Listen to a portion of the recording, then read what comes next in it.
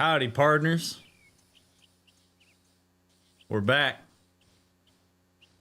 Welcome to part 1 of Red Dead Redemption with a Therapist. It's been many a years since I put one of these bad boys out, and I am so glad to be back at it.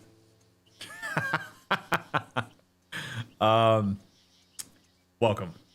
The Red Dead Redemption 2 playthrough at the time that I am recording this is currently my most popular playthrough on YouTube. And so I'm sure there are many of you that are very excited to see that I have decided to take this one on. I always promised that if they remastered this, I would play it. And they did. So here I am. I have a couple requests before I start, as I always do. The first one is that you please, even in the YouTube comments, do not spoil or backseat. I have played the game before, way back when it came out on Xbox 360 in 2010, and when I played it, I did not finish it. I remember barely any of it.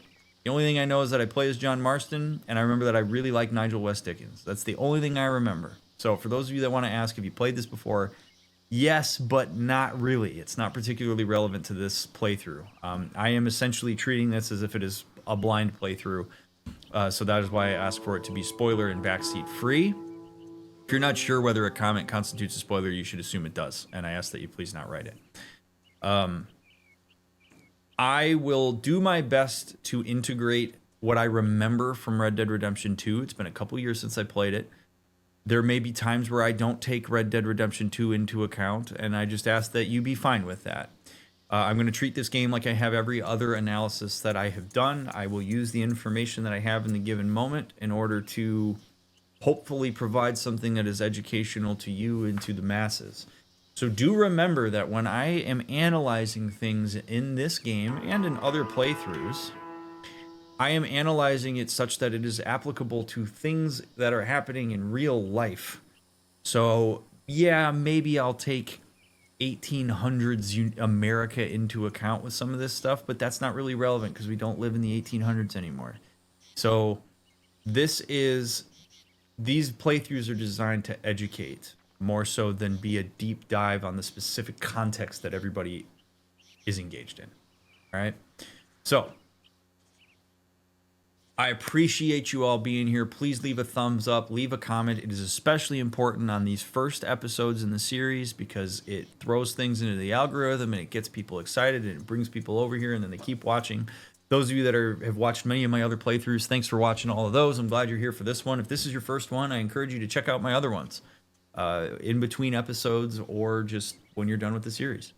And come hang out with us live sometime. My links are down below in the description. Come hang out with us on Twitch, pop into my Discord, all that fun stuff. And I will say preemptively to anybody who financially supports the stream, thank you for doing that. And if you happen to be somebody who is either at Rockstar or affiliated with Rockstar or knows somebody at Rockstar, I'm glad you're here. And I hope that my playthrough does this wonderful game justice. So without further ado, let's rock.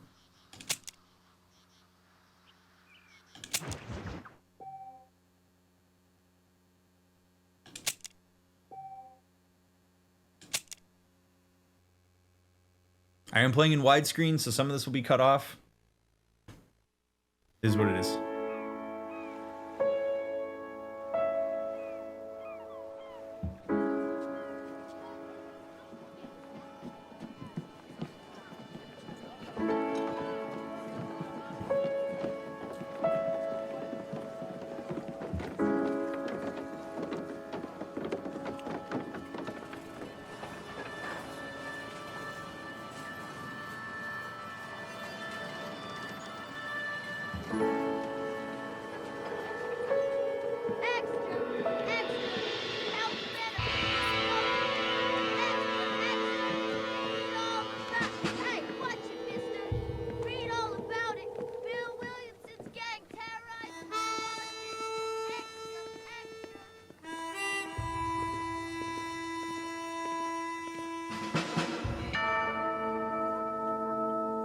Be back.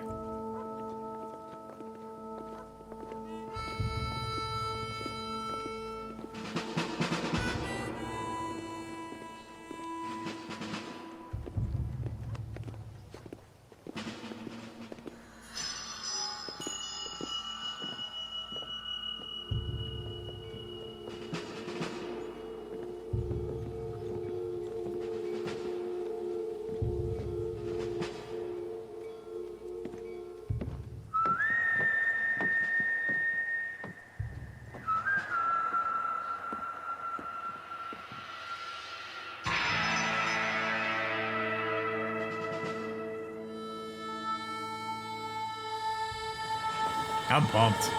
I'm ready. This is gonna be great.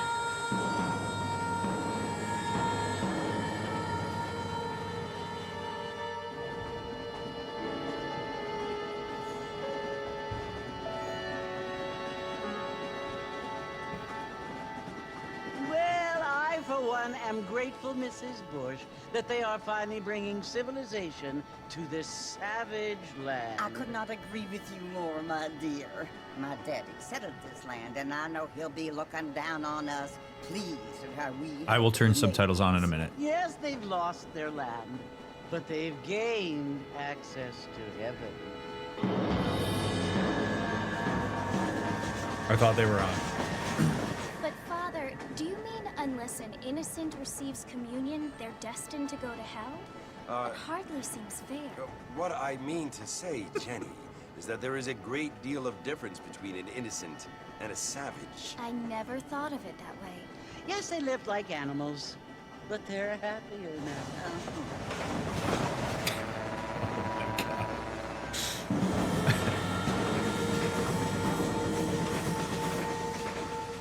Not only do people now have motor cars, Father, but I heard that pretty soon we will be able to fly. No, only angels can fly, Jenny. No, apparently people can fly. Didn't you hear? Out in Kansas, a man even got a car to fly. I hardly think so, Jenny.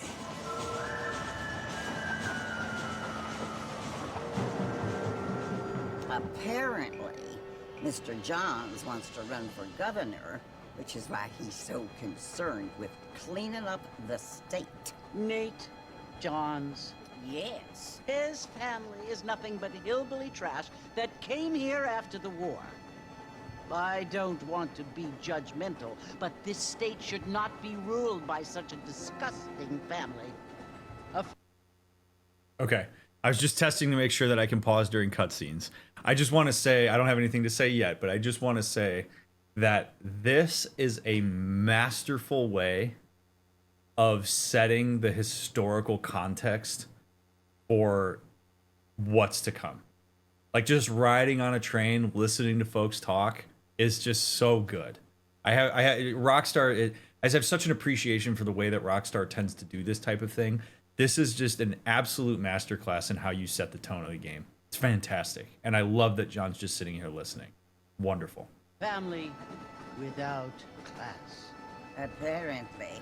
The Johns family have made a lot of money, and he has a lot of friends in politics. Mrs. Bush, money isn't everything. There are many things that money cannot buy. It seems that money can buy voters, though. It's such a rich person thing to say when you say money doesn't matter. Like, people who have a lot of money say stupid shit like that. Like, if you don't have money, you know how much money matters. Like, you want to just immediately put the privilege target on your back? Say money doesn't matter. Money matters a great deal to a particular point. And then once your basic needs are met and the resources provide some level of comfort in your standard of living, then we can parse words about how much money and resources matter. But it is the people who say this shit are always the people who have lots of it. Or enough that, like, they don't really ever have to think about money as being a stressful thing. You know, money doesn't buy happiness. It's the type of thing a person with money says to somebody who doesn't have money. You'll never hear people who are struggling financially, are in the red constantly, have just bill collectors and the IRS and everything on their back say, you know, money doesn't matter. Money's not everything.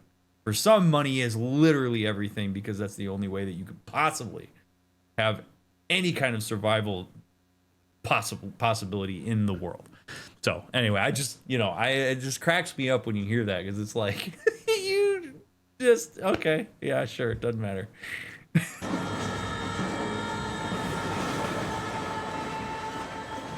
What you must remember, my dear, is that we have been brought here to spread the word.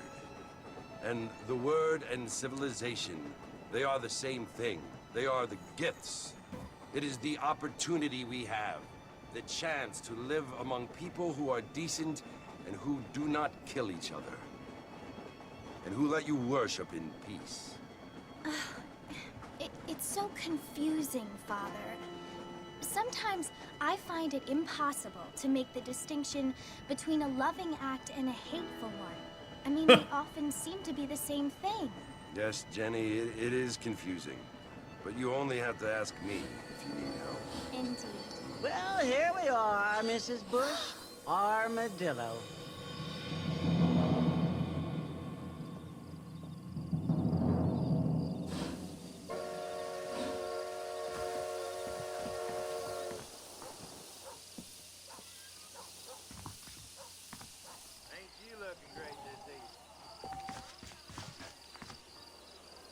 Oh, Armadillo Station. Here we are, fam. Yoo-hoo.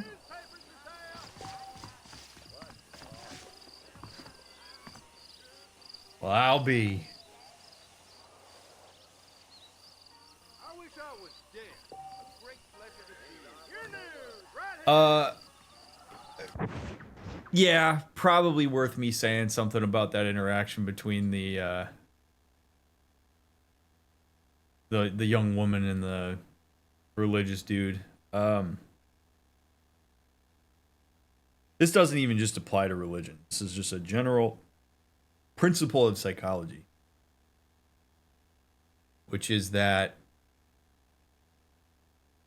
you can control humans a lot more easily and in the long term when you isolate them out, limit the flow of information, ensure that their environment is homogeneous, and get them young. The thing that often leads to like significant critical thought, open-mindedness, social progression is when people have diverse representation, when they have diverse experiences, when they interact with people they may not have otherwise, like, that are not similar to them. When you see different values and orientations to existence that aren't exactly the way that you exist and have been told you're supposed to exist. That creates and cultivates critical thought and intention around how people live their life. If you have a vested interest in trying to control people, the easiest way to do it is to limit their information, limit their exposure, and create siloed spaces that will provide consistent messaging that are told to be more reliable than anything else, which is what that guy just did. Basically, it was like, anytime you got these questions where your general intuition seems to collide in a dissonant way with what we've been teaching you, you come to me. I'll set that straight. I'll make sure you know what the answer is.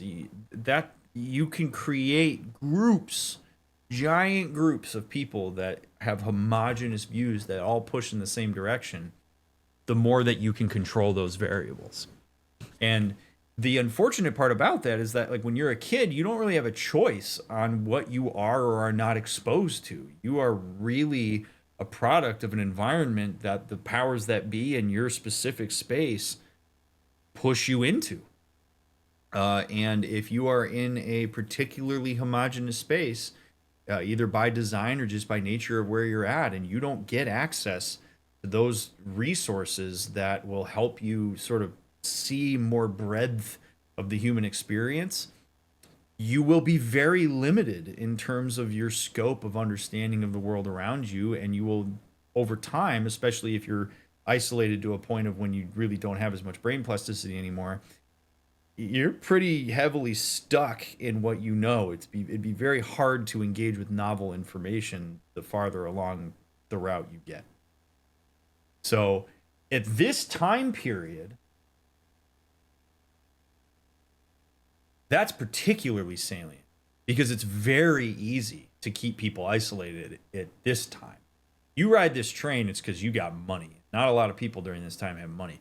You don't have the ability to move freely about the cabin in the early 1900s in the way that we do now. You don't have the internet. You don't have all these things that sort of inherently provide some of that, or at least make it more available. So it's even easier back then. And also, people just didn't have the education and knowledge and all this stuff built up over generations to really use to deductively reason their way through their lives. And so you see a lot more simple-mindedness and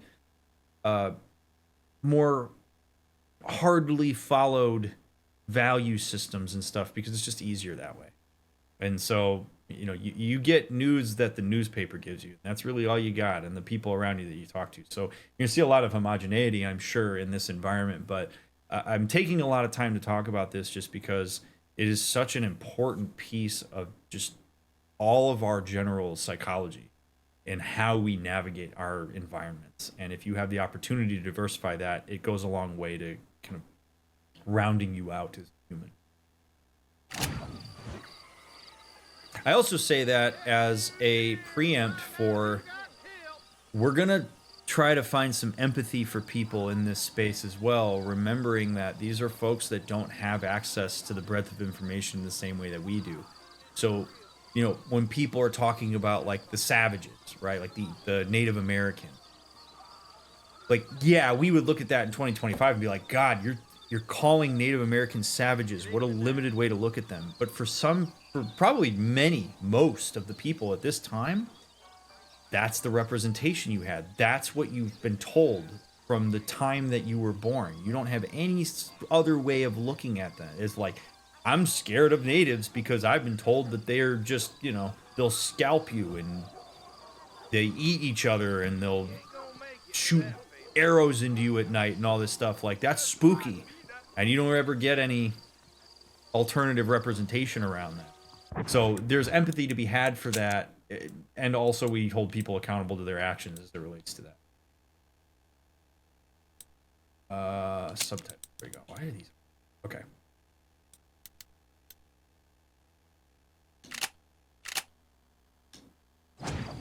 All right. Subtitles on. Here we go.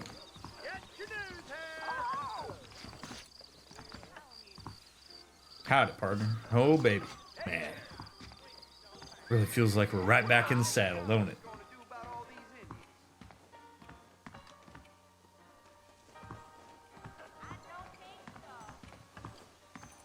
Marshall was sure looking at it this morning.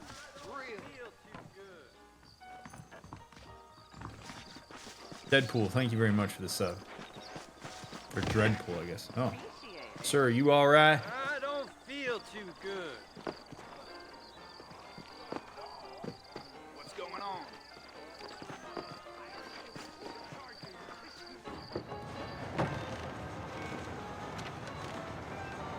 Marston! Mr. Marston, over here!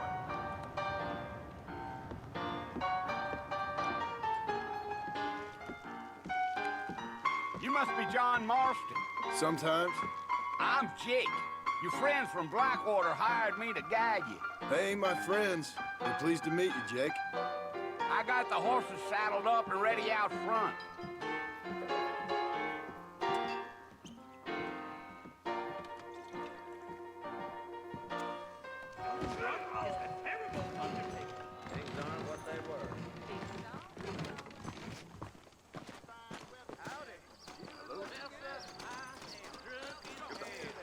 Well, here, let's mount up and hit the trail.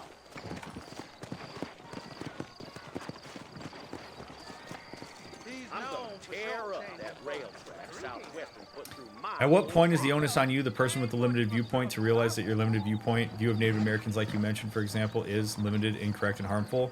When the opportunity to challenge your limited story on something presents itself. And that's highly contextually dependent. Take But- it slow on the way out of town. No need to kick up a lot of dust. But I do think it's really important to understand just at the outset that humans are inherently limited and are going to really have simple single stories around things until presented with opportunities to go elsewhere.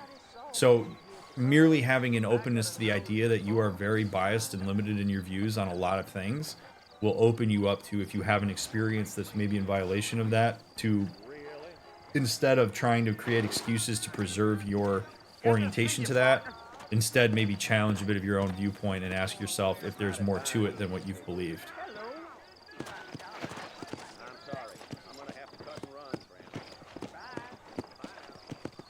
Tell you what, for a game came out in 2010, this sure is pretty. How do I... Let's go. Oh, there we go.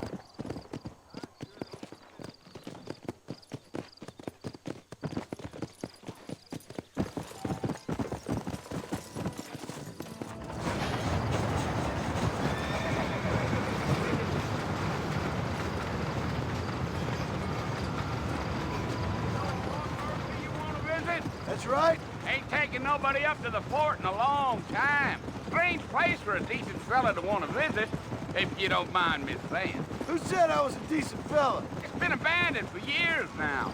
Folks say it was built during the Mexican War. What kinds of soldiers around back then? Why'd they leave? Well, I ain't entirely sure.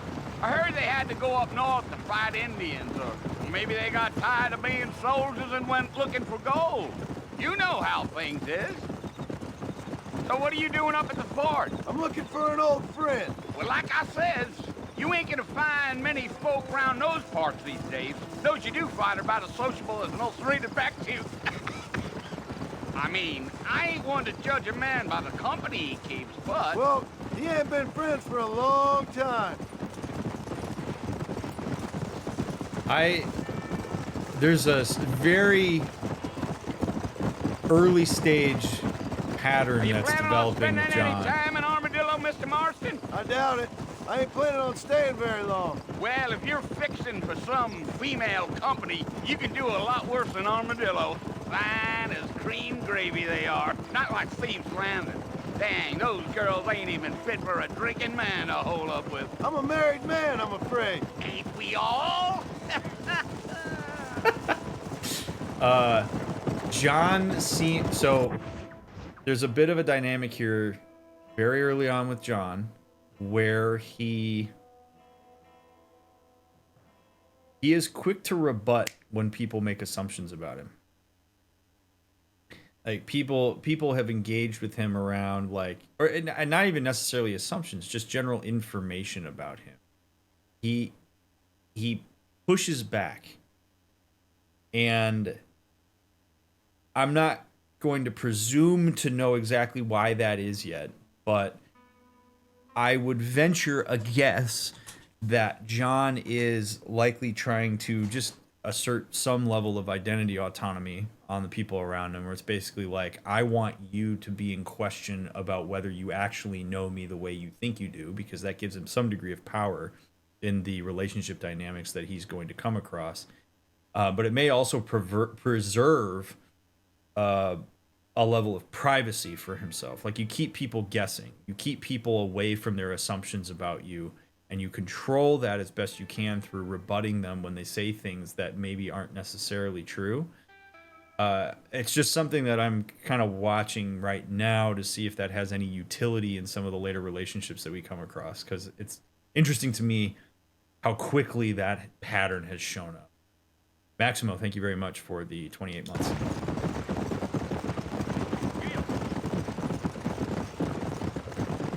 Yeah, so it was the marshal who hired me. Lee Johnson, do you know him? I think I heard his name. Says he got a telegram from some Blackwater big bugs asking for a guide. I guess it's none of my business.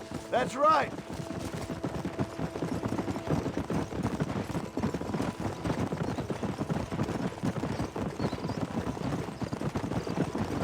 You ain't very talkative, are you? Nope. I'm just chewing the dog, mister. It's how I am. I don't mean nothing by it. Trust me. There's things you're better off not knowing.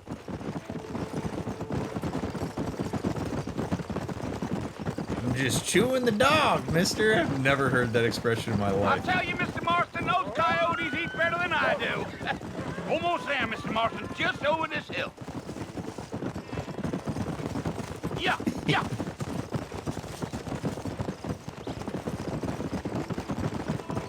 Easy. Listen, mister. This here's what's left of Fort Mercer. Some gang rode in and took the place over. So I understand. This is where we part ways, friend. You have yourself a good time.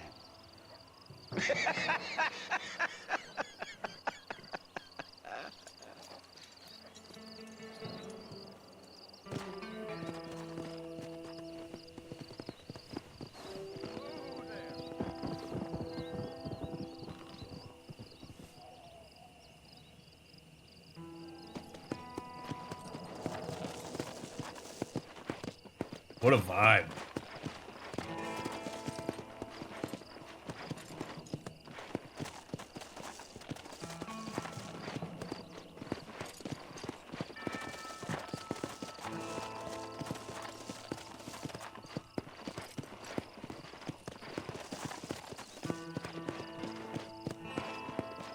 One reminder, I am on an ultra-wide screen, so some of the UI will not be on the screen.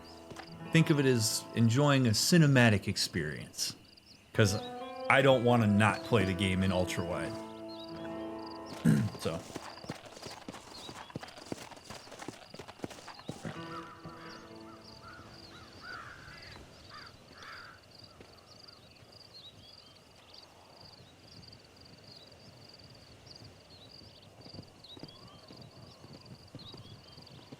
Bill! Bill, I've come for you!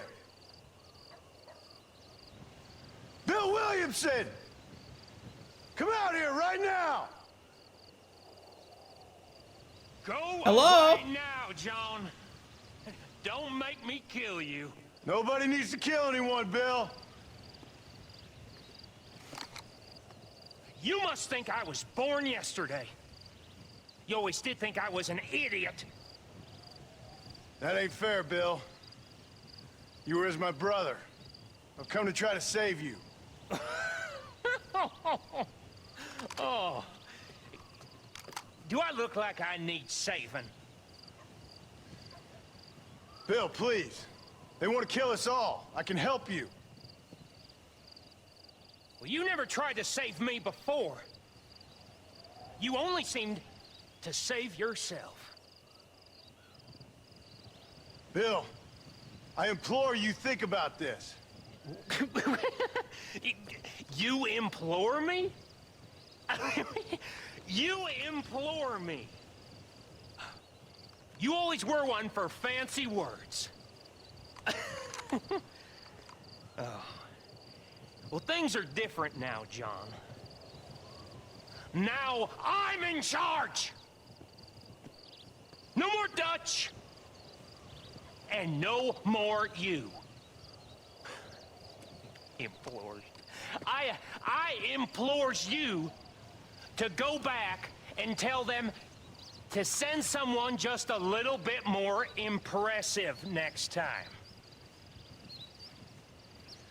Well, That is quite the exchange. Or John pulls his gun, and this ain't gonna go well for him, I'm sure. I personally wish that more... Oh, this is also... I talk a lot.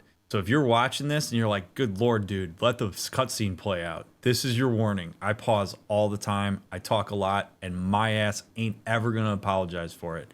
So if you want somebody to just play the game, I am not your guy. All right? Because I talk a lot. So with that out of the way,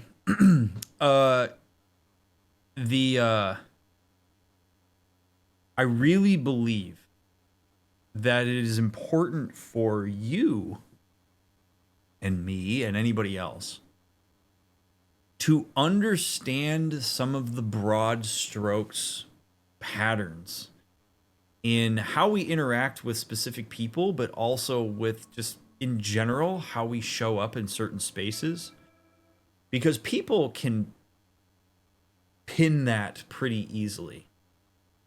And when you do something that is anomalous to people's expectations, depending on context, it can raise suspicion. So in this case, John showing up to talk to Bill and say, hey, I'm looking out for you. And Bill says, you have not ever done that before, not in my estimation.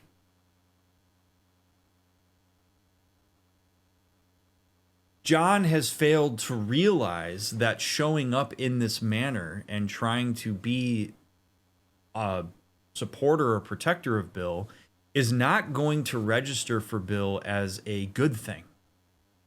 Because Bill has been in the same gang with Dutch that John was, and they lived their entire experience as a gang with everybody is out to get you. And if you're not in the gang, you are against the gang to some degree. So John no longer being part of Bill's company, however it is that that's gotten constructed since we were seeing them in Red Dead 2, coming in on the low ground and saying, I'm here to protect you and want to look out for you, is anomalous. So it raises suspicion. It also is quite patronizing. And I think reinforces a dynamic for Bill where he was always seen as dumb and in need of protection because he couldn't handle himself. So Bill is literally sitting on top of the wall of the Alamo, of a fort, with people who are willing to point guns in the same direction as him, has clearly had some recent history around being a leader and being competent. And John shows up and says, I'm here to protect you. Bill is not going to hear that and go, oh, that's so sweet of you. He is far more likely to hear that as, he still thinks I'm an idiot. He still sees me as incompetent. He still sees me the way that he saw me back when we were with Dutch. And I have proven to myself that I am not that. So you even showing up at the door and interacting with me in this way is a failure for you to recognize who you are actually dealing with right now. So John, unfortunately, not only does he just not have leverage by numbers, John doesn't even have psychological leverage here. John is coming here operating on a pretense that no longer exists and is really not even looking at the data here to make a meaningful engagement out of this, where he could look at Bill and go, yeah, dude, it really does seem like you can protect yourself. I see that. You got this whole fort on lockdown. You got dudes pointing their gun at me. You must have come a long way. Would you be willing to let me in or tell me a little bit more about how you got to this point? Because I came here thinking you might need protection and maybe you don't. That kind of empathy and recognition of the immediate environment is likely to go a lot further than holding the line on, I'm here to protect you and you really don't know what you're doing if you don't listen to me. Because, yeah, that's going to bring up a lot of crap that happened with Dutch and the gang and Arthur and John. So John's in a massive one-down position here. And he's going to pull his gun on 3 people? That's ballsy. Oh. Poor John.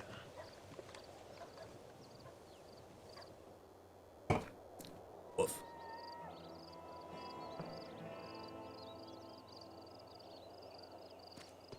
Oh, vulture chilling there? Damn. All right, see you in part 2.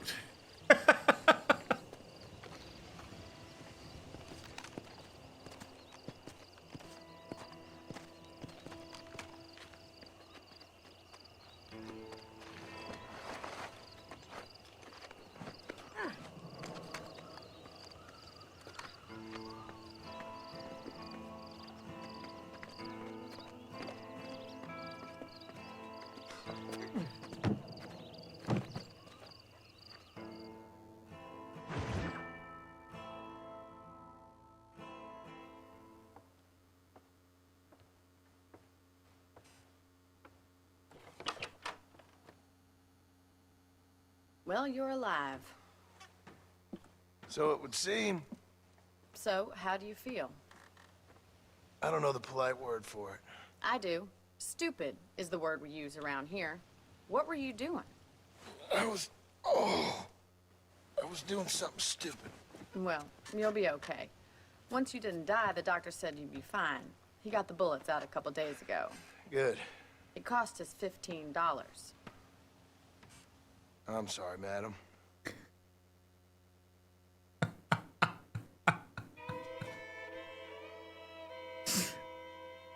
I have to laugh. I just love it. That would cost $40,000 billed to insurance that hopefully your insurance covers in today's day and age. $15, god damn. I know back then that's a lot of money. It's just funny to me. Should have left me there to die. Did you want to die? I mean, was that it? Was that why you went straight out to Fort Mercer and picked a fight with the worst bandit in the county? To die, Mr. Mr. Marston. John Marston. Bonnie McFarlane. Miss Bonnie McFarlane. Well, you may be right, Miss McFarlane. I don't know. Huh. So what were you doing? I was trying to give Mr. Williamson a chance. For old time's sake.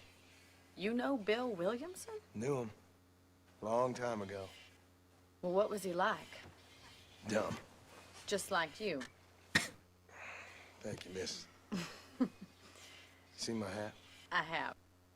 So that's actually a really okay. Oh man, we're back, man. It's just so great. Okay. If you haven't watched the Red Dead 2 playthrough, you should probably go do that.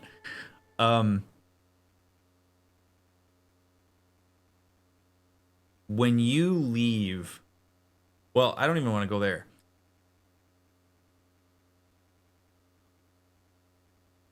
Representation and exposure is so important. What I love here is the juxtaposition of what John knows about Bill and what Bonnie knows about Bill. For Bonnie, Bill is a son of a bitch. He is the most dangerous outlaw around. He is somebody to be feared and adjacently respected. John has so much history with Bill, where Bill was treated as a buffoon, as useless, as not capable of doing anything that people would be afraid of. That he is going to have a very difficult time doing the thing that we just talked about 15 minutes ago, which is inviting in the idea that Bill is not who he used to know. That Bill has developed in the same way that he has developed. And perhaps the way that Bill has developed is in a way that now he has a presence that enshrouds the area. And does that make either one of them right and the way that they have represented Bill in their mind? Not necessarily, but it's going to be really hard, I think, for John to wrap his head around that, which is why he just got shot and almost killed. Because he operated on an assumption that Bill's development was arrested from the time that he stopped having him in his circle. So you got to remember that people are always developing. So seeing people's development with a level of surprise, particularly in a dangerous context, can make it even more dangerous, because development is to be respected. You never know what direction a person has gone unless you've been along with them for the ride, or unless you've, heard about them or whatever. But it's such a fascinating juxtaposition to me, the way that like you would treat even conversations about Bill, because John's like, dude, I got a lot to learn here. And John, unfortunately, is more likely to be the one who says, Bonnie, you got stuff to learn about Bill. But really, you want to learn more about present Bill than Bonnie needs to learn about past Bill. Just really interesting to me. And what will you do now? Now I'm gonna take my time and go after him the less kind way. Well, that sounds very fun, Mr. Marston. Quite heroic, just like in those penny dreadfuls my brother used to read. Meanwhile, if you'll excuse me, I've got a ranch to run. Of course, If you're feeling better, why not take a ride with me later? Help me patrol the perimeter. You can earn back some of that money we wasted on doctor's bills. Of course. And thank you for saving my life, I mean. Next time, Mr. Marston, I strongly recommend you don't try to lose it quite so earnestly. I like her. She reminds you of Sadie a little bit, John.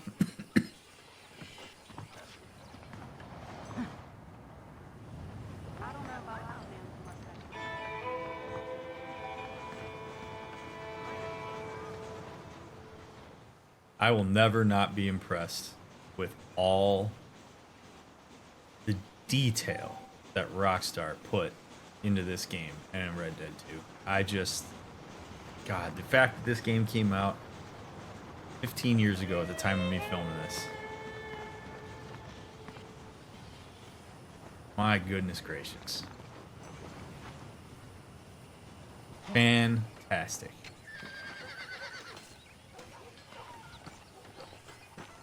I'm so glad to be playing this so that I can appreciate it.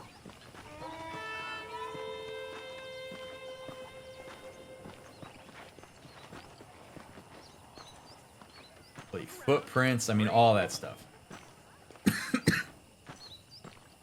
Like in GTA 5 when Michael's flip-flops stay on the deck and then pop up to his feet. It's just like that kind of stuff. It's just like I respect it so much.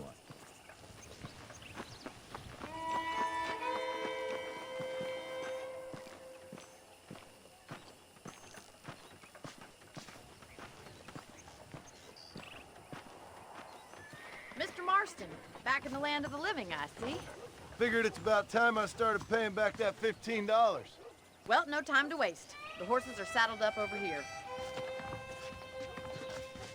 All right, Miss McFarlane.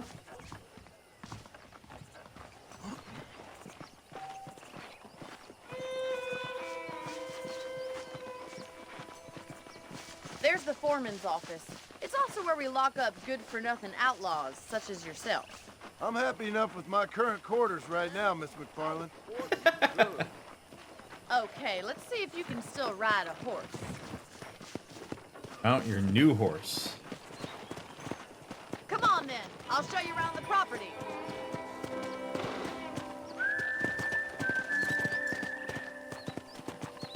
I love the music.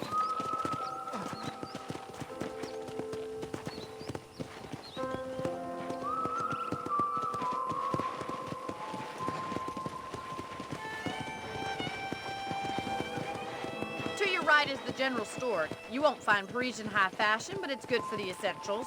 Very convenient. I don't think I've ever seen a ranch with its own store before.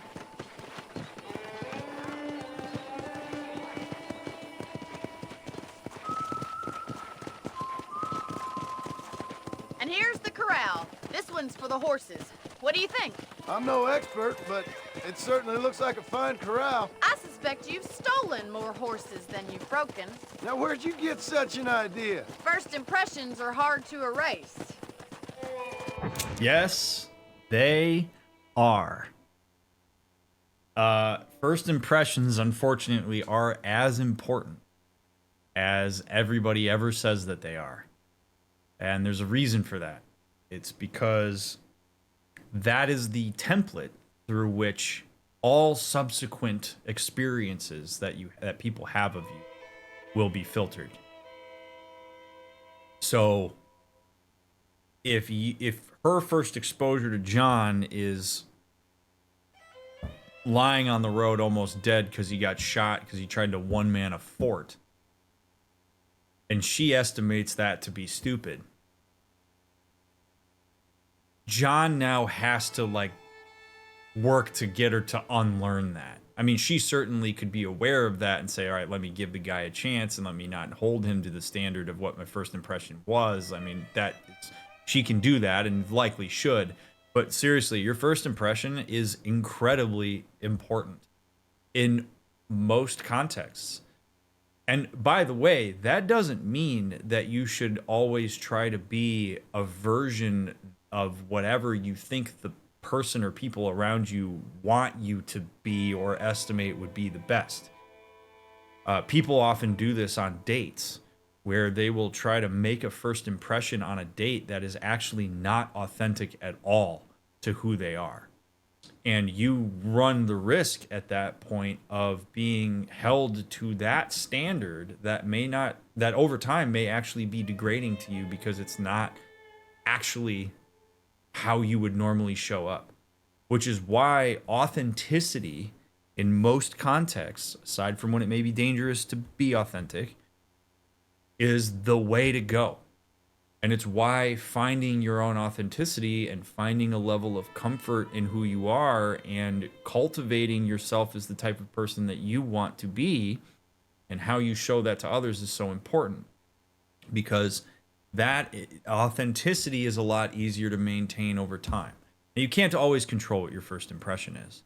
Like, sometimes you're found dead on the side of the road and thrown on a cart and carried to a ranch.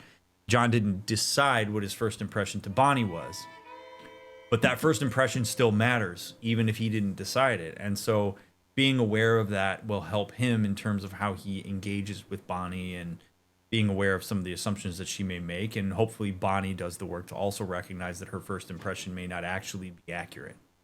So it is an important thing to emphasize that, like, first impressions matter, because that's where everything else gets filtered from. You're always going to be compared to that first standard until there's enough data that overrides it, where a person can see the initial thing as the anomalous thing.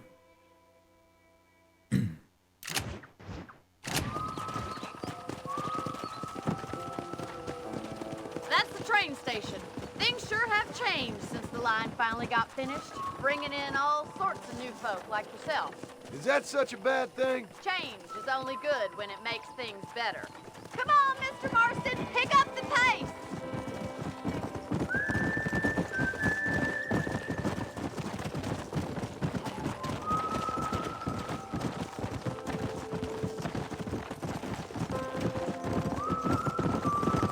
Giddy up!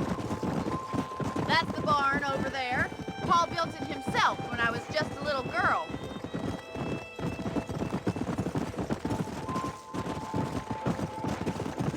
And here we are, back at the house. Let's stop for a while before we head out on patrol. You'll get no complaints from me, Miss McFarland.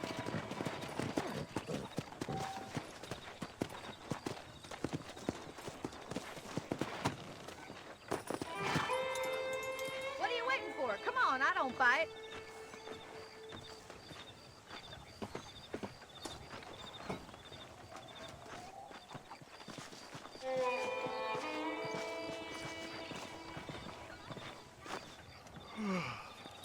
How about a cold drink, Mr. Marston? Thank you, ma'am. Getting shot, then riding a horse seems to take it out of me. I could use a rest. Sure. Come on in. I'll show you the house, and then you can sit for a while. Thank you.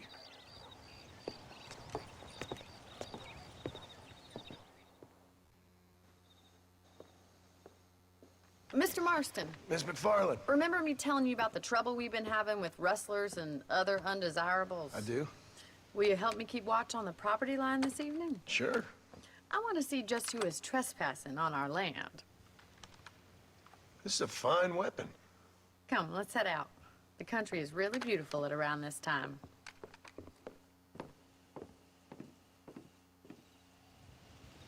Come on, then. Let's mount up and take a look around.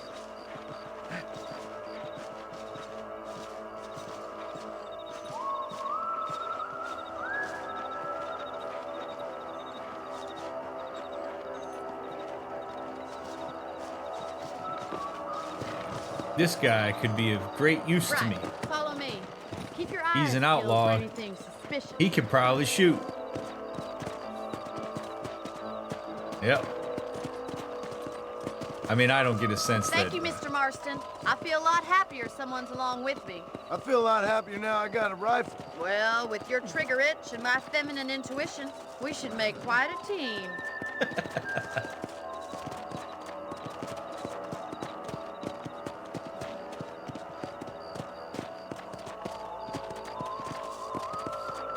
Riding off close to me, Miss McFarland.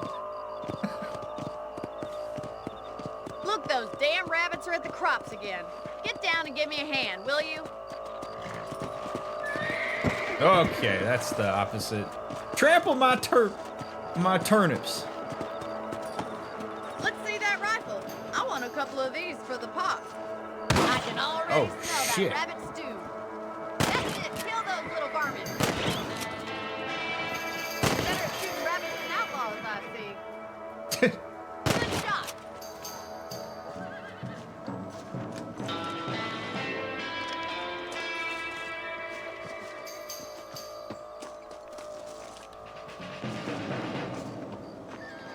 Where's that last rabbit at? Where you at, bunny?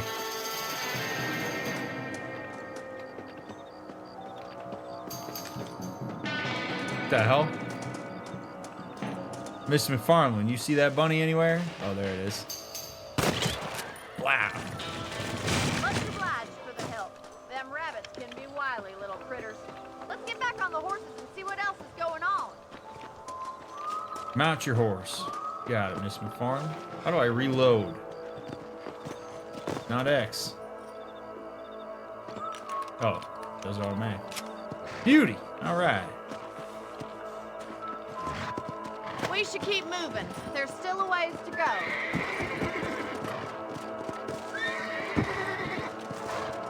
Yeah. If it's not the rustlers stealing our cattle, it's the rabbits stealing our crops. It ain't never easy living off the land like this. Maybe you should move to a big city.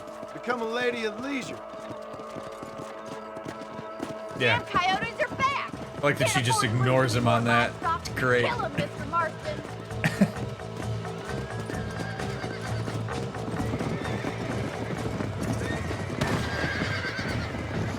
Yeah, take this thing you worked really hard for and just walk away from it. Go to a big city. Come on, Bonnie. Yeah.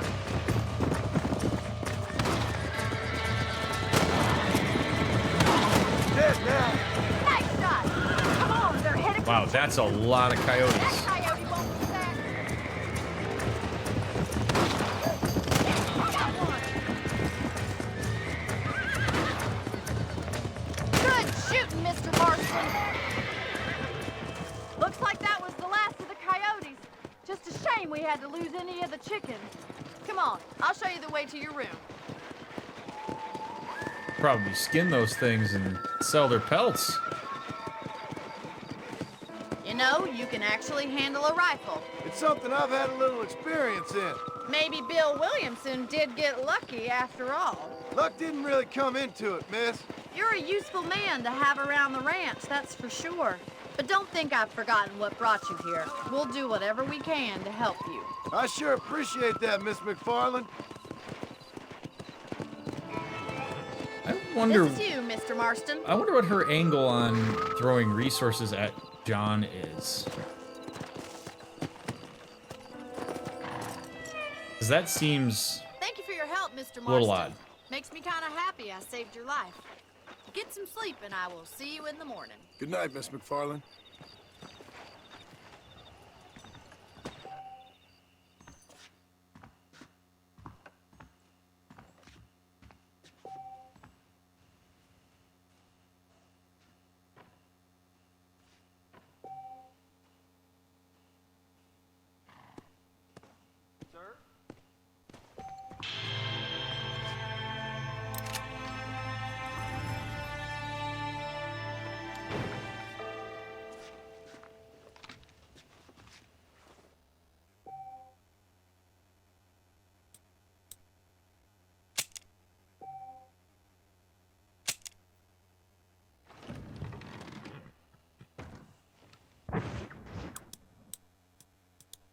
Gentleman's attire?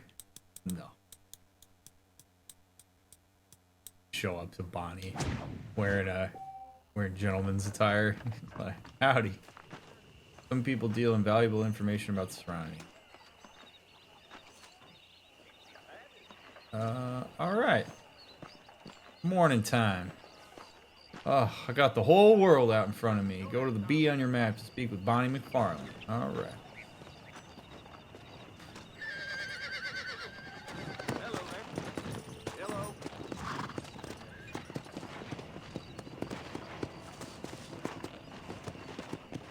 Come on.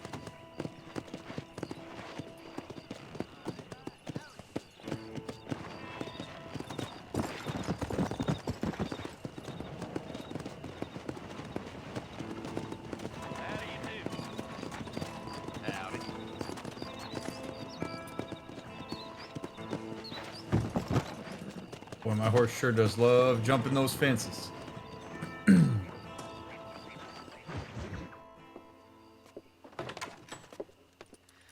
Oh, Mr. Marston. How are you doing today? I'm well, Miss McFarland. Thank you. How are you? Well, I'm fine. Thank you. So, how are your ribs? Fine. A little sore, but apart from a couple extra scars, it'll be as nothing happened. Good. Come in, come in. You know, you never did tell me how you met that Bill Williamson or what you wanted from him. No, miss, I did not. Well, why not, if you don't mind me asking? I certainly don't mind you asking if you don't mind me not telling. See, it's a complicated and somewhat pathetic tale, and by telling you, not only would I be putting your life in danger, but also threatening the lives of some people that I hold very dear. Well, I apologize if I seem to be prying. And I apologize for my reticence. Hope you believe me when I say that it's simply out of respect for you. Of course, Mr. Marston. I understand that a city dweller such as yourself likes to have some exotic secrets, so us country folk are impressed. I'm no city man, miss. Yeah, but I saw you get on the train at Blackwater. You with those gentlemen in bowler hats? I'm still no city man. But I'll bet you can't ride, Mr. Marston. I hate to take money from a lady, miss. Oh, you won't be. I'll race you right now. If it makes you happy. We'll see.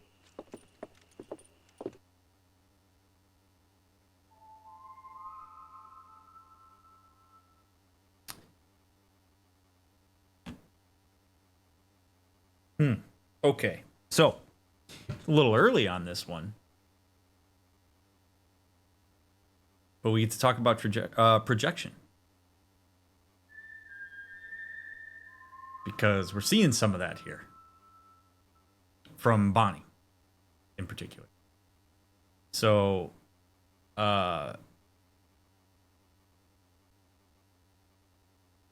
projection, accurately defined, is when you have certain values or assumptions about yourself, or certain narratives, perceptions, etc., and you make the assumption that the people around you also share those perceptions. So projection is a form of inductive reasoning when making assumptions about what other people believe or see or perceive. So when Bonnie gives John, we'll call it a hard time for being a city boy that thinks he's better than the country bumpkins,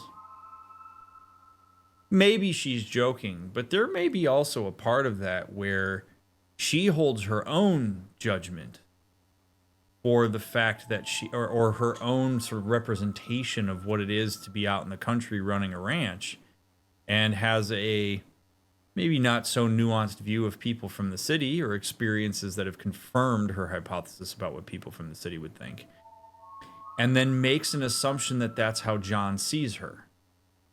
And so as a result, she interacts with John as if that's the case. So perhaps that's why she postures a bit. Maybe that's why she gets out ahead of him in terms of ribbing him, so that it's pretty clear that she's got some degree of power, whether of observation or otherwise, that she's not what she thinks he thinks she is. And people do this all the time. And it's not that projection is always a bad thing, but what projection does is it limits your intimacy and connection within an interactional dynamic, because you essentially hijack somebody's autonomy to make their own decision about what they see. So if Bonnie instead sees John as a person who's capable of seeing her as, you know, competent and smart and whatever, and that he doesn't necessarily see her as this country bumpkin that she may believe that she is or has been told that she is or whatever, there's more of a chance for depth there because she's not making assumptions on his behalf. And John does this too. I mean, everybody does this, okay? But I'm just pointing it out because projection is a word you're likely going to hear me say quite a few times in this playthrough, and you will have heard me say in other playthroughs, and I think it's really important to point it out as soon as I see it, because you can start to identify it. So it's interacting with somebody as if they have the same assumptions about something that you have, when in reality they may have an entirely different assumption. So,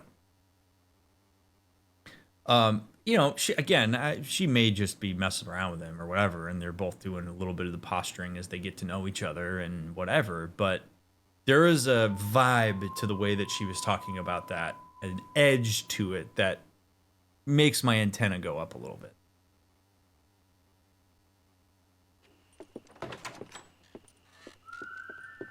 How would you advise somebody to go against the instinct project? All right, I'll show you how we ride around these parts.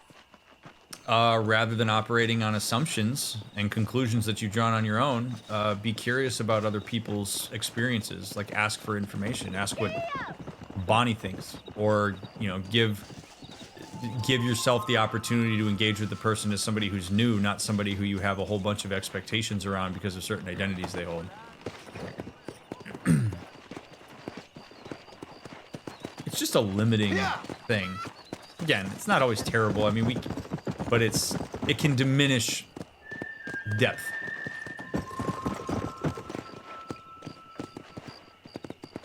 On the count of 3. 3, 2, 1, go! I trust you're not gonna be a gentleman about this. You don't know me at all, Miss McFarland.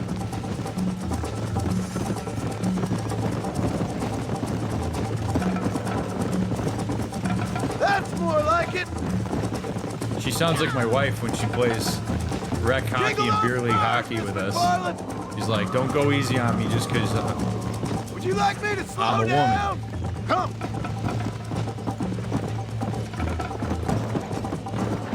And Should I wait for you to admire catch that. up? I bet you're starting to regret your brave words, Miss McFarland. Let's go. How you doing back there? Oh shit! Look at that surge. Are you saving the best for last?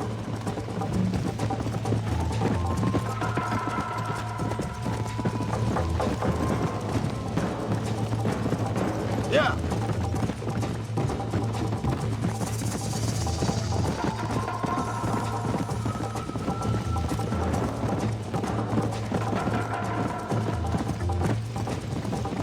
Let's go.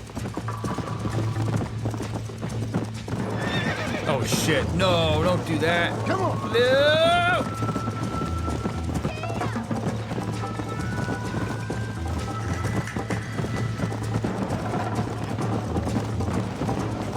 Horse sees fence and it's like, I'm going all in. Let's go.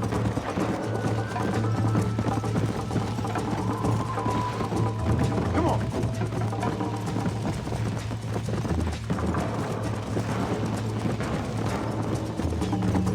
A long ass race.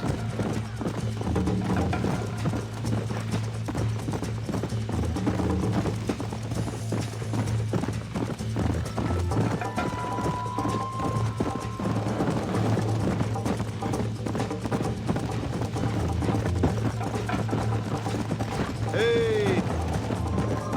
Yeah. Man, get wrecked, Bonnie.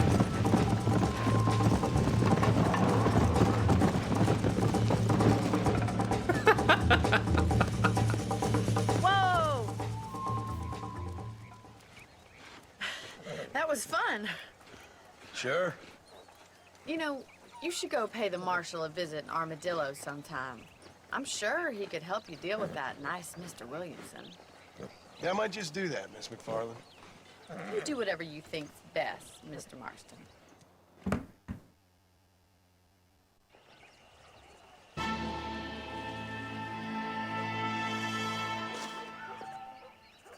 Marshall Johnson's available to talk to you in Armadillo. Travel to the M on your map. Ooh.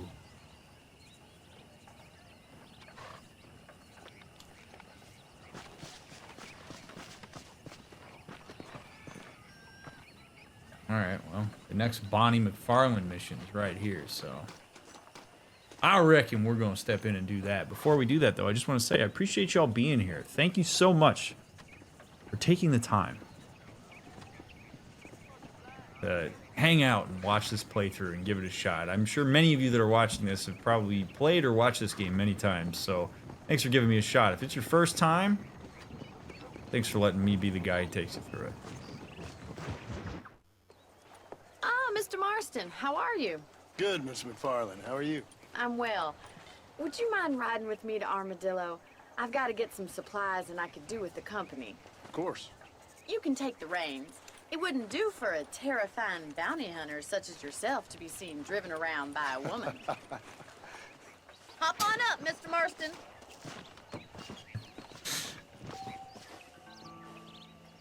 Now, to give Bonnie some kudos here, and it's understandable, especially Can we stop wasting time and get on with it, please? Okay. Sounds like some of my viewers. No,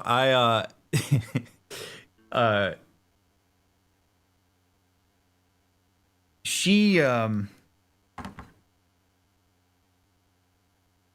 observation skills, I think, are probably why she is so successful in a world that is not really designed for a person like her to be successful. And again, particularly in the early 1900s context, but even still today, she knows what's up. Unfortunately, one of the things that women have to do even today, but particularly had to do back then, is maintain a sense of power and control by knowing how to play along. And this is kind of the mark of generally marginalized groups, is that you know what the prevailing discourse is about many things, and you have to pick and choose the ways in which you may push against it and the ways in which you may need to use that system in a way that might not feel great in the moment, but potentially pays off for you in the long run. So Bonnie having the awareness of what it may look like, not for her, but for John, in this context, to go into town as a roughneck outlaw with a woman driving the carriage. If John is bothered by that, or the respect for John is diminished by that, she may not have as much leverage in the long run to engage John for the utility that he can provide. So for the sake of herself and for John, she's like, I'll move over and let you drive the cart. And it preserves what everybody would expect here. And it doesn't necessarily bruise your ego, though she's not really giving him a chance to say whether it would actually bother him or not. And it also allows me to, as best I can, control a dynamic that generally controls me.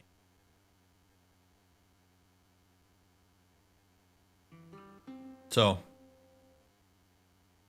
her awareness around a lot of these dynamics absolutely contributes to her success in this environment.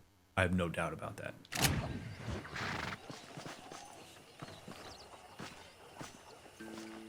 Is there a problem, Mr. Marston? Can we get going? Before I hop on the cart, I probably should address something just because of like some feedback that I got in the Red Dead 2 playthrough that I sort of feel compelled to nip in the bud a bit. There were quite a few instances where folks got frustrated with me for essentially advocating frequently for the idea that women in this context and in these games are held to a different standard than the men are, where it may seem like I'm particularly critical toward men and not as critical toward women, or that I overly advocate for women and don't really advocate for men. And the reality is, it is impossible for me to talk about some of the dynamics that are going to happen in this like space in particular without talking about the real reality that anybody that doesn't look like John is heavily marginalized in this culture and society. And those dynamics don't just play out in a broad political sense. They play out in every single moment-to-moment interaction that takes place. So, as somebody who very consistently is harsher toward people in power than toward people who are not, I am inherently going to hold people who have societal power to a higher standard than people who are generally oppressed by the environment that they're in. Not to say that there aren't things that Bonnie might do that are problematic. Like, I'm not just going to unequivocally agree with everything Bonnie does and push against everything that John does. But that dynamic exists. Bonnie, by virtue of holding the identities that she holds in the context that she's in, is always in a one-down position to John, even as she has leverage in this particular scenario. So when I talk about these dynamics, and it seems like I am disproportionately giving women the benefit of the doubt over men, it's not because I don't believe that men can do good, not because I don't believe that men aren't capable. Plenty of good men exist in this space, but they're the ones that have to make significant sweeping changes in order for women to have a seat at the table in a way that they deserve. No amount of collective push from women is going to fully get it there. So if that's a dynamic that you have heard me talk about in Red Dead 2 or hearing me talk about here in Red Dead 1, and you're like incensed by the idea that I would talk in this way, you're not going to have fun in this playthrough, because these are things that need to be talked about, and in particular need to be talked about by people who look like me, rather than if I was a woman playing this game saying these things. So, yes, I have a feminist view and critique on the way these things go, and you can't remove it from these spaces. You can't remove it from these dynamics. Because it plays a role in every moment. What exactly are you waiting for? Bonnie, hang tight. All right. You're looking much better, considering you were almost buzzard food a couple days ago. I have you to thank for that, miss. So do tell me, have you needlessly risked your life since we last spoke? No, miss, I have not. Well, that's a relief. Perhaps there's hope for you yet. I wouldn't bet on it. Oh, there's always hope, Mr. Marston. You can't be a rancher in this kind of country if you don't believe that. An admirable attitude, miss. I suppose so. I can't think of any other way to stay sane, to be frank. What about you? Have you ever given up hope altogether? Hope hasn't really entered into it. It's not really something I think about. A peculiar outlook. I can't really say I understand you. I can't always say I do either. Oh, don't be so deliberately enigmatic. I'm not, miss. Yes, you are. You are being deliberately obscure as a substitute for having a personality. I just know there are two theories to arguing with women, and neither one works. I'm not even going to dignify that gibberish with a response. It's so good. It's so good. You know what I love about that? Everything about it, it's so well written, but everything I love about that is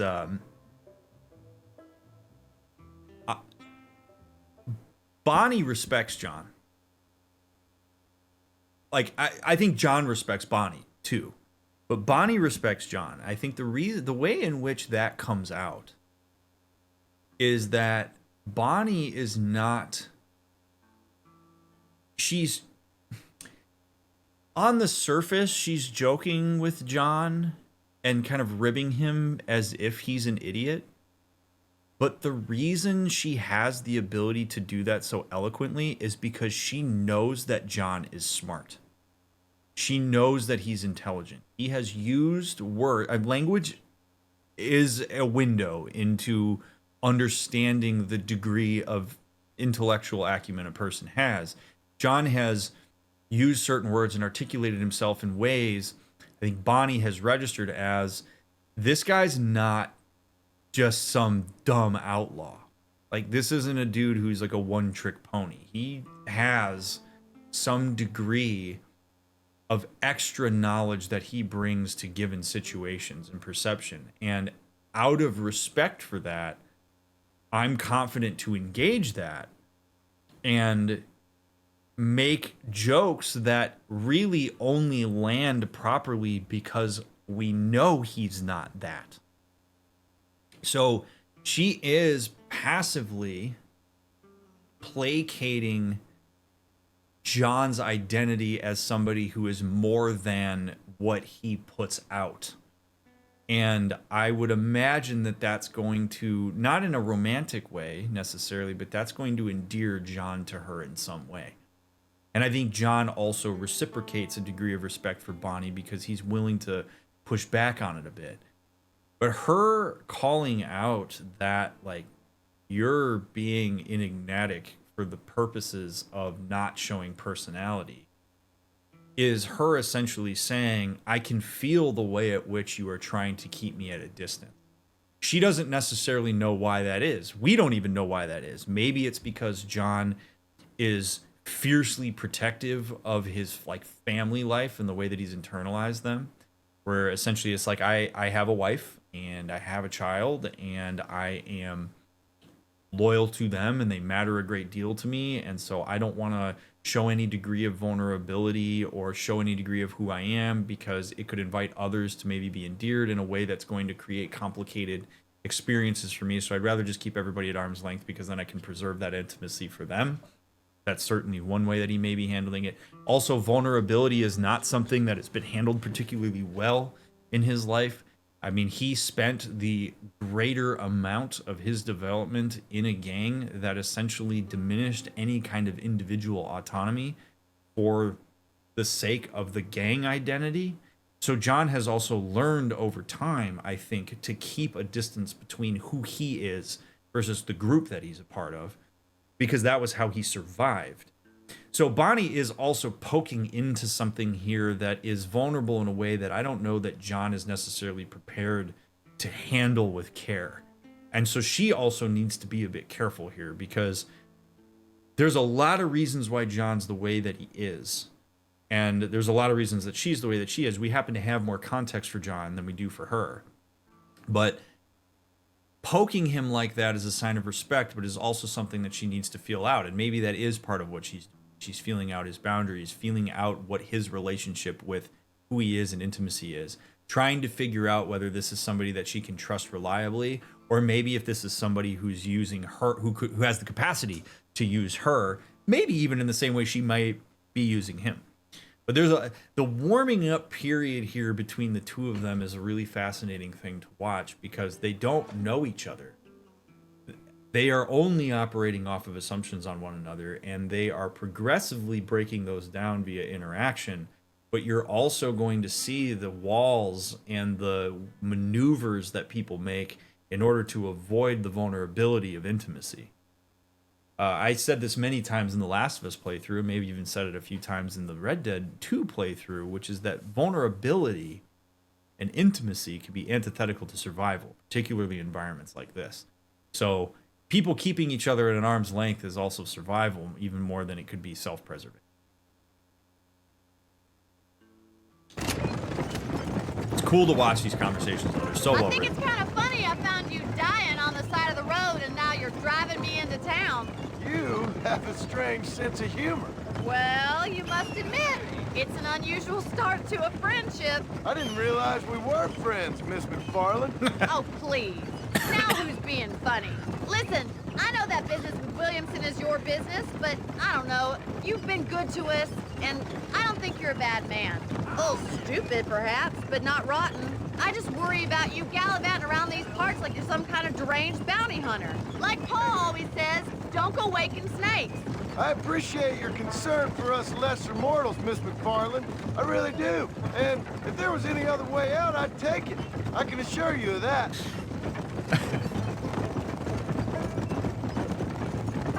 Now, in contrast to Arthur Morgan, who I don't really want to talk about too much in this playthrough because he's not part of it, although he certainly had moments with John that might be relevant. John didn't immediately rebut the idea that she doesn't think he's a rotten human. And he has certainly made jokes. He said things about being stupid or whatnot, but when Bonnie says to him, like, I don't think you're a bad dude. I think there's more to you. I think you've got something to offer. He didn't immediately say no, which is a disruption of a pattern that we've seen so far. Usually John pushes back on whatever assumption a person has of him. He didn't do that here, which either means that she's on the right track in terms of observing his internal experience, or he is not feeling as standoffish to her and is maybe beginning to trust her because he doesn't necessarily feel a need to throw her off the trail if she's getting closer to something. Like, again, this is what my brain always works this way. Like, it works in terms of patterns. Like, pattern disruptions give you a ton of information. John not pushing back there is information about his orientation to Bonnie and really maybe about himself and his level of trust. You never did tell me where you live. I have a small holding up in Great Plains. A farmer? Yeah, and I'm the Queen of England. And at what point during your day of hunting down outlaws do you find time to raise chickens? Only been at it 3 years or so. I guess I'm kind of new to it. You're telling... So, gotta hold Bonnie accountable here. She's asking questions about John and then rebutting what he answers to her with her own assumptions about him.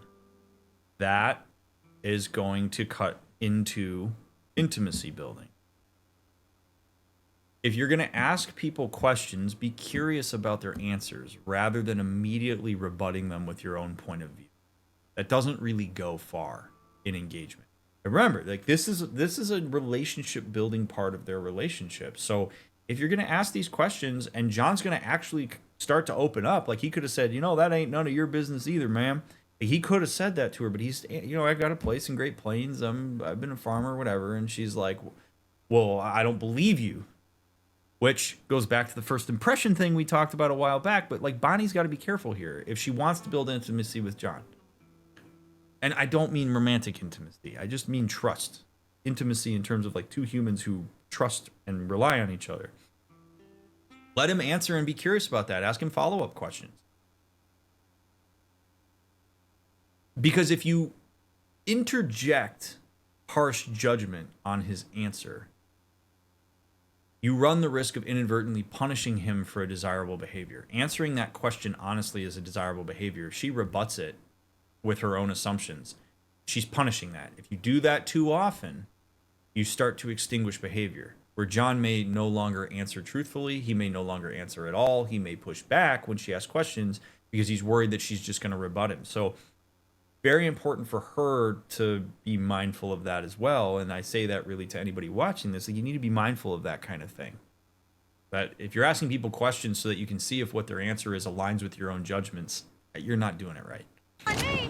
So who's looking after this farm of yours right now? Uncle. Well, he's not my uncle, as far as I know. Just an old dog who's as lazy as a lizard on a hot day. The kind of fella laboring under the delusion that age brings wisdom. Sounds like the perfect person to leave in charge of your entire livelihood. We go way back, and I didn't have a lot of choice. I'd be getting back there if I was you. That's what I'm trying to do, miss.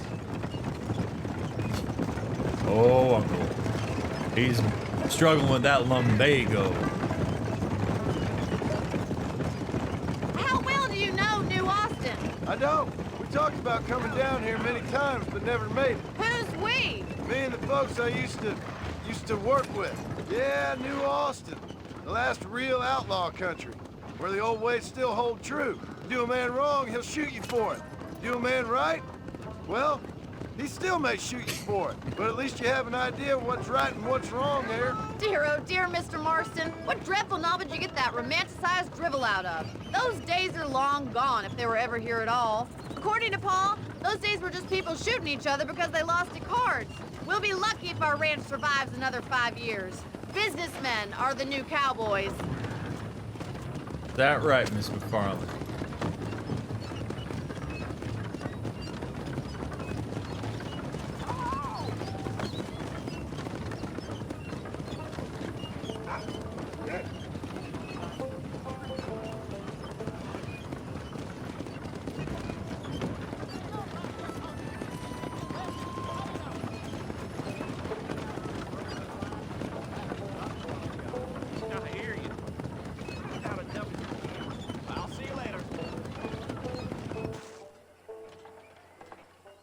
So this is Armadillo. Manhattan it is not, but it does okay for us.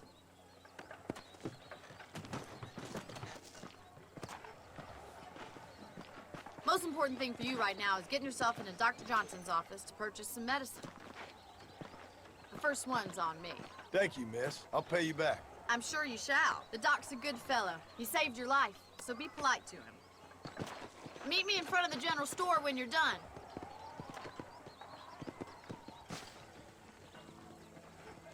Hello there.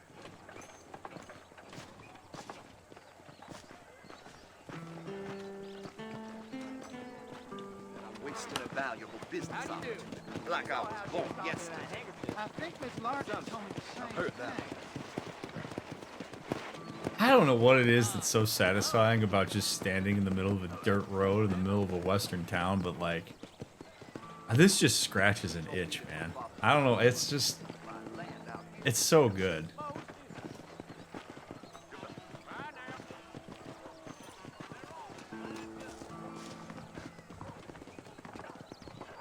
Just finished helping a patient.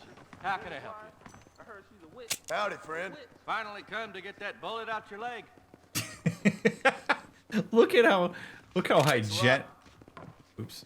Look how hygienic that bed is. Look at that. Got the blood-stained mattress. Couldn't possibly be anything bad that could happen if you had. No way an infection finds its way into you. How are you, friend?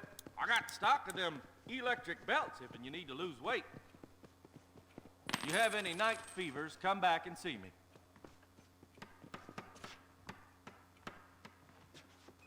Now, I always find it. Thank you kindly. I always find it interesting when you go back into like period pieces like this of how we, I mean, myself included, we so harshly judge things like medicine. Like when you hear about things like bloodletting and, you know, you see no standards around health and safety protocols or anything like that. And people will look at this sometimes and be like, oh my God, like how could you do that? An electric belt to lose weight? What? Why would anybody think that? And this is more of a sociological tidbit than it is a psychological one. But the reality is like knowledge, collective knowledge has to develop. Like my PhD is in human development, so I think about development all the time. And our understanding of how to not just interact with the world around us, but manipulate it, which modern medicine is in some ways a manipulation of how our environment can affect us.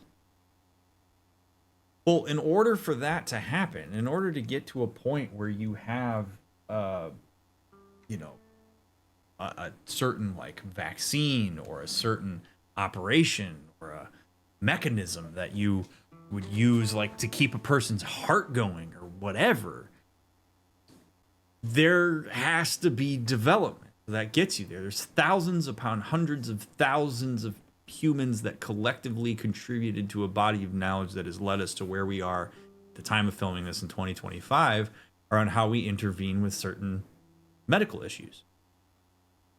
Well, development is very messy and simplistic up front.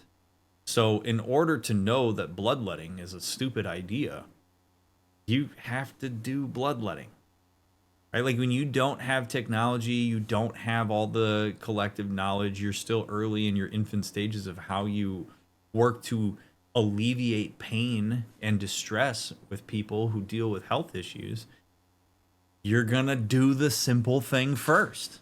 You're not gonna just immediately go into some super advanced medical intervention because you simply can't. So while it seems crazy that like some of the stuff that people would do back in the day, it developmentally works. Like that all contributed to what it's trial and error until it becomes informed trial and error, until it becomes informed procedure, until it becomes informed and refined procedure, and then revamped, and like all these sorts of like that stuff has to develop. I say that in part because psychology and our understanding of mental health and the brain is still pretty early. So our understanding of things like obsessive compulsive disorder or borderline personality disorder or bipolar or all this stuff is still pretty early on. These are not things that have been talked about for centuries upon centuries. These are things that really people only started to think about with any kind of scientific lens within the last 100 or so years.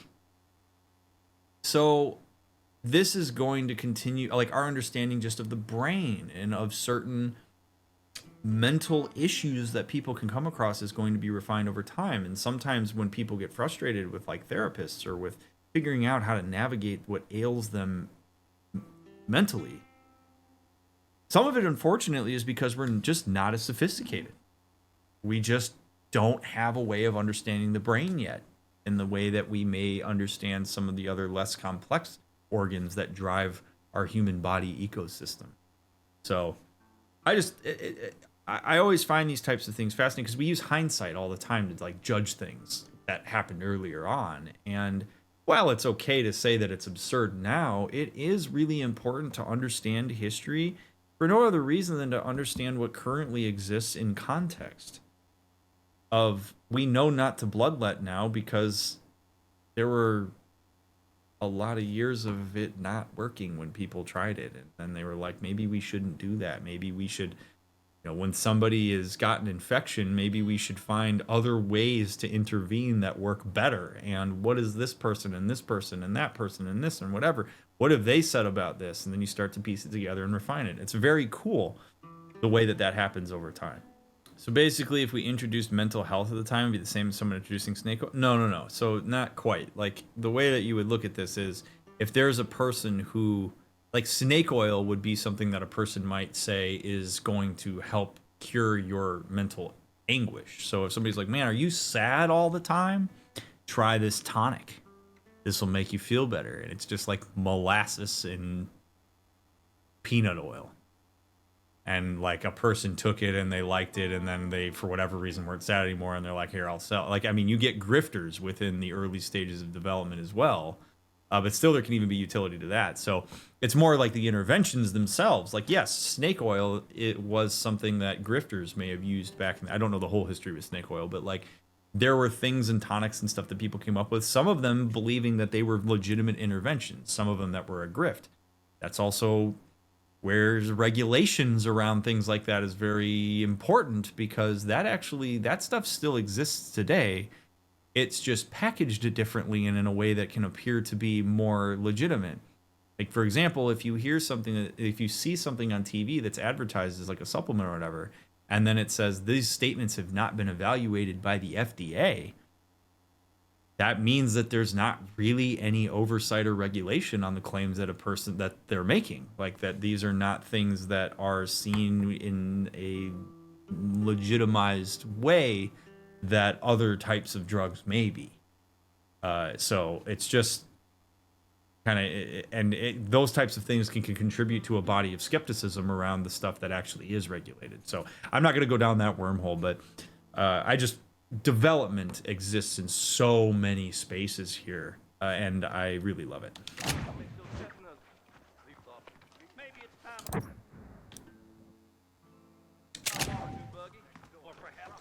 All right. Hi, kitty. Hi, boy. Good morning to you, sir. I love you. It's high time I broke in one of the new All right. doors, I reckon. I'm sorry to hear that.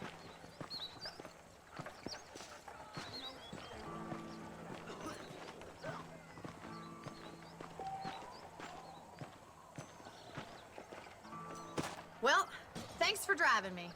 It was nice to be able to enjoy the view for once, and a little company never hurts now and again. You're more than welcome, miss. Least I can do. Thank you for the medicine. Why don't you have a look around Armadillo? You can always take a stagecoach back to the ranch later. I might just do that. Travel safely, miss. Try not to get yourself shot. I won't be around to save you this time.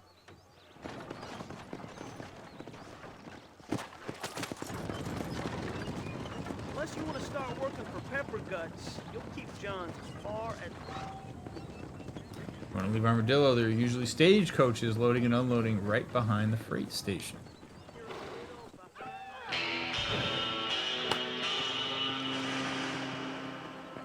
I love that he's like swats bugs and stuff. Great. Oh man. All right. Well, while we decide what we're gonna do next, give me 1 second. I have to. There's a text I need to respond to. Howdy. How about a loan? Our interest rates are very low right now.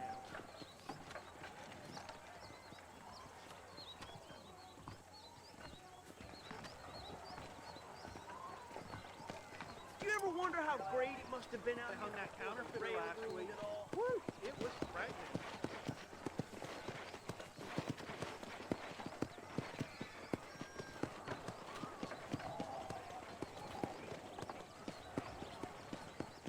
Well, I'll just take care of that for you. Thank you for your business.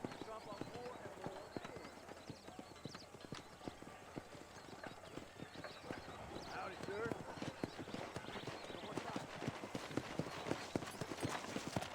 You should see the poor state of some folks' days. I have to laugh. Kill the hell out of that Irish. I'm playing beast on that green, you know? You sign me for Farley Brothers up our All right.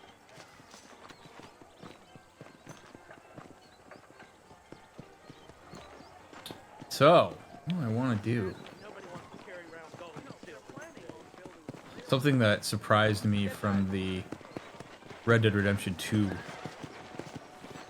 playthrough was how much people really liked when I played poker. So we may have a couple episodes where I'll play some poker and we'll chill and enjoy some of that, because the feedback around that was pretty interesting. How do I get them? Oh, there we go. All right. So stagecoach, taxi, movie house. All right. Island Ranch all the way up there. So we got Bonnie, and then we got this guy. I say we go talk to Marshall Johnson. Why not?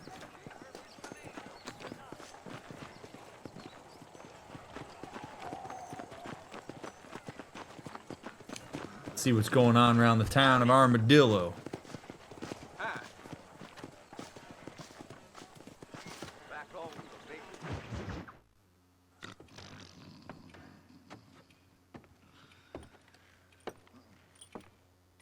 Excuse me. Hey, hey, you got a visitor.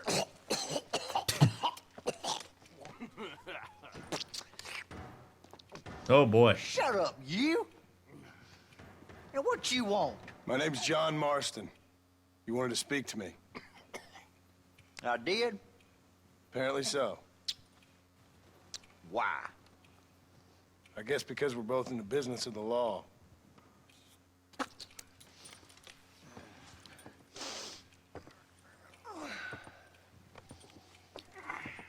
You that fella from the train company? No, I'm from Fort Mercer. Fort Mercer? You them, one of them Williamson boys. Calm down. Go on, shoot him, mister. Shoot him. Come on, what, you getting cute with me, boy? What's going on here? I got me one of them Williamson boys. I got me one of them idiots who give marshals a bad name. Jonah, put your gun down.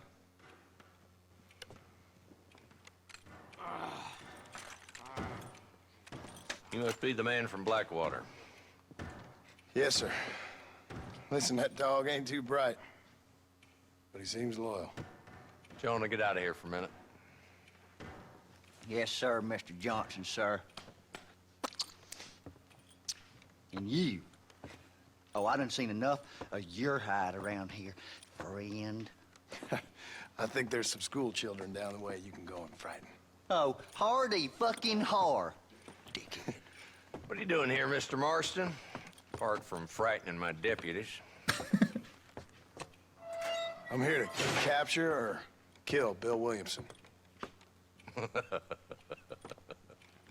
Okay. Can you help me? He's outside my jurisdiction. He's in the next county. Of course, Bill Williamson and his boys have tended to keep themselves away from my town. So you're happy to have him out there? Well, I ain't happy, but I also ain't suicidal. My job is to keep this town safe, not clean up all of these 3 counties. It's hard enough around here. You know, I hear you speak, and suddenly I'm reminded of how some of the people I respected most in my life had a problem with authority.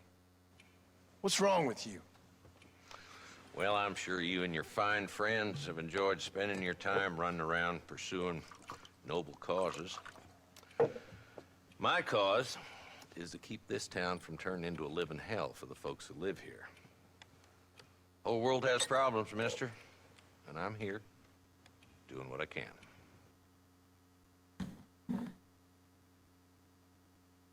Oh, baby. This is complicated.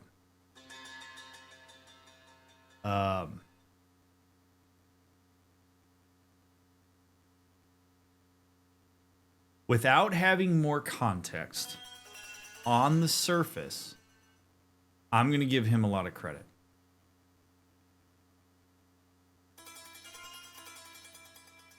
I believe that a really important skill for folks to have in their lives is to understand your limitation. Doesn't mean you have to necessarily always fall back on those limitations as being like excuses to not push when is necessary. But if this guy has very limited resources and his role is to protect the town of Amarillo and the one county that it lies in,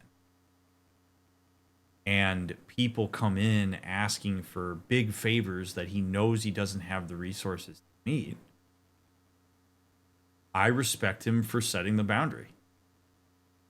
I respect him for saying, my role is to make sure that these people trust that I can protect them. So that's what I'm going to do. Now, if you're a person that just unilaterally trusts sheriffs and police and people in authority, you'll take that and go, and that's fine. I'm not telling you you're in the wrong for that. Is there a chance that he's hedging his bets in a particular way, or might be influenced by actual powers that be rather than the power that's been bestowed upon him by his role as the sheriff? Maybe. Hard to know. We just met him.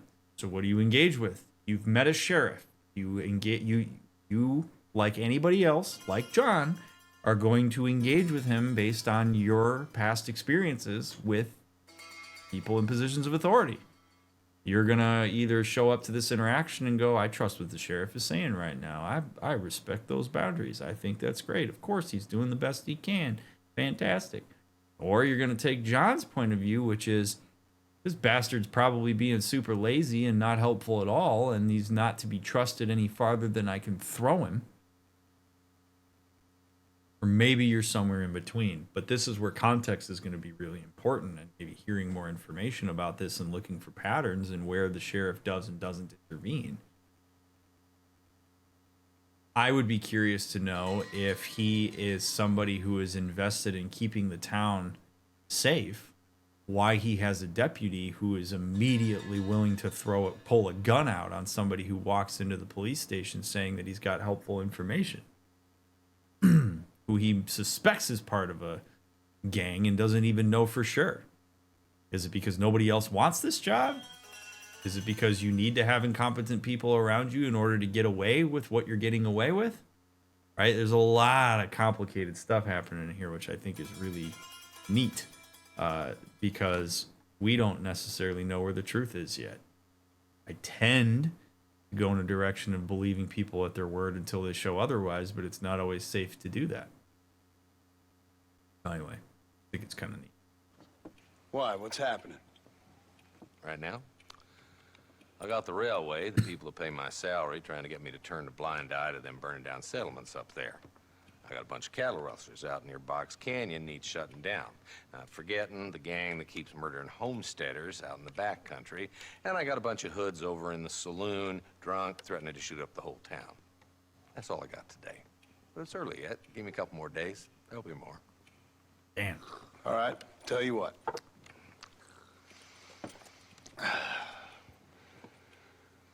Let's go deal with them hoods in the saloon. Then we'll discuss Williamson. Okay, boy. You're a persistent little cuss, ain't you? Only when things matter. The saloon's All right. this way. So he'll take bounty hunters, mercenaries. So who are we looking for? Bunch of two-bit hoodlums, led by this fella called Walter. Goddamn road agents who prey on the stages coming in and out of town. Drivers in Armadillo spend more time with their hands in the air than on the reins these days. And you're happy to let them drink in your saloon? Happy? No.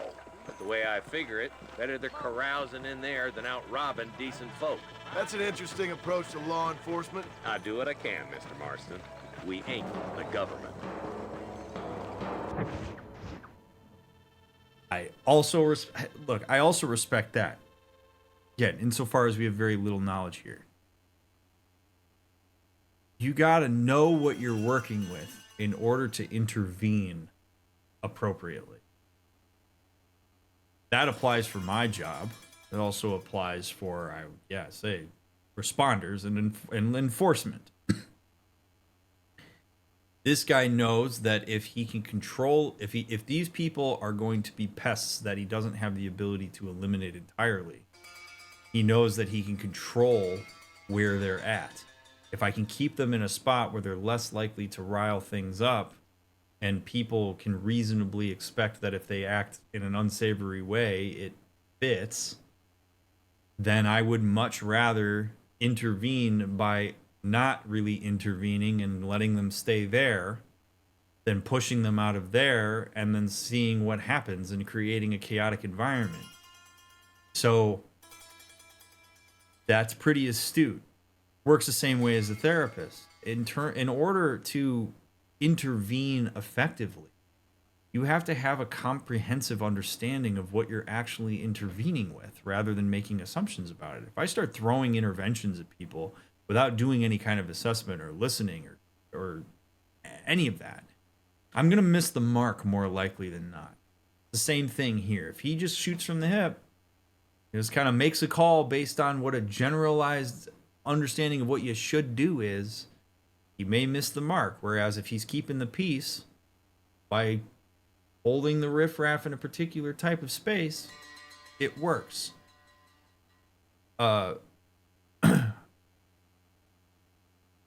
Sort of an offshoot of this, but an example of this that stands out to me from like real life is I go to the Indianapolis 500 every year.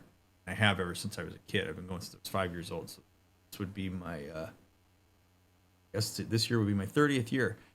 And one of the really interesting things that happens on the weekend of the Indy 500 is that the Indianapolis Police Department has a pretty significant shift in what it is that they care about. Like, because they know that it's the world's largest single day sporting event. You have an ungodly amount of people in one space that have all been engaging in, like, not all, but many are engaging in alcohol consumption, smoking weed, doing all this stuff, right? So all of a sudden, public drunkenness is not really something that's going to get you in trouble. If you're going to pee in a bush by a river because the bathrooms aren't available, you're not going to get tagged with public urination. If all of a sudden you go for some of these other things, you miss a bigger picture on what's happening. And like, it's sort of it's a well-oiled machine, the way that the Indianapolis 500 is handled, because the police know what they're working. And I've always admired that in my 30 years of going, because I'm like, this is an absolute shitstorm, and I can't believe it doesn't ever get more chaotic than this. And it's because they know where to focus their energy, and they know how to focus their energy. It's great. Yeah, you're not going to get pulled over for a busted taillight. You're not going to get pulled over if you've got 3 drunk friends sitting in the bed of your truck, because at least they're not driving. Like, there's a lot of stuff that happens that's contextually determined. And from like a structural standpoint, even in human, like in families or whatever, the ability to be flexible in relationship to the way that the environment is exerting influence on your system is healthy. And that flexibility with intention and thought is excellent. So anyway, it's a long way of saying that, like, I appreciate that this guy seems to know what he's doing. So John coming in here going, well, I don't understand why you would do it. It's like, John, just like, be curious about it.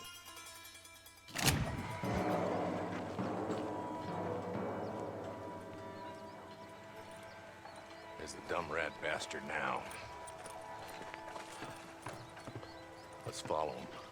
See what kind of hole he crawls into. Look at that 15-gallon hat. Walton's the top screw. Let's get after him. Damn, he's seen us. Come on, don't lose him. The hell's my horse? Come on. Hello. Howdy. I gotta get on my horse, sir. Do not kill Walton. Alright. Let's go. Walton's as bad as you say he is. Why don't we just beef him now while we got the chance? Because that ain't how the law works. Is that right, Marshal? And alive, he can still talk. Doesn't sound like he's a man to be reasoned with. He ain't. But a few days of my hospitality and he'll be telling me what I need to know. Walton's gang's been growing fast. Outlawing's easy money for easy work. Cholla Springs, Gap Tooth Ridge, these boys get around. Walton's the start, but there's plenty more where he came from.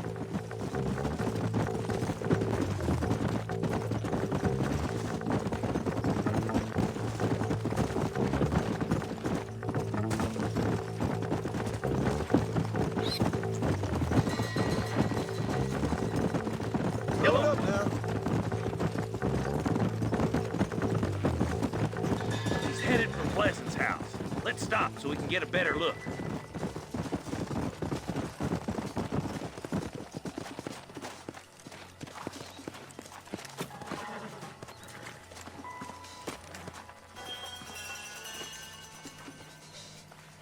Looks like we got company, boys. Damn. Take cover. We'll work our way up this hill. Take cover behind that wagon to your right. There's one behind the crate. Take him down. You ain't taking me. You're hard men, are you? Get to that crate. I got you covered. You better be at peace with the Lord.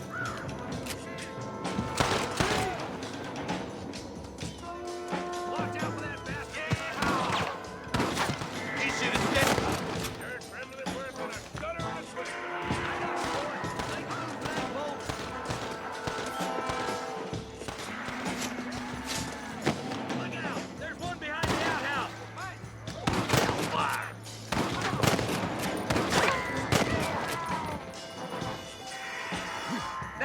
behind that outhouse.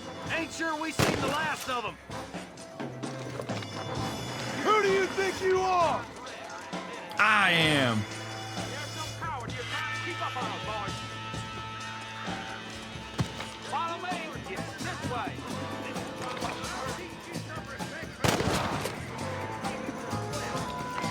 You couldn't hit a bull's ass with a bag full of badges.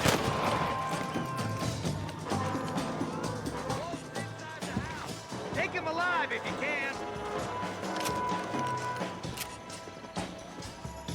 Good Lord above. Oh, right in the kneecap.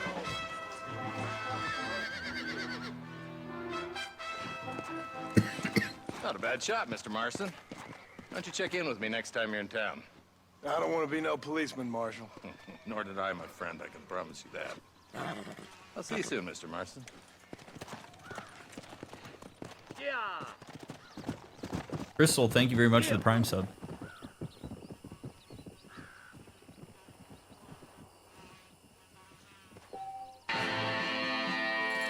$20. I could go pay back Bonnie McFarlane.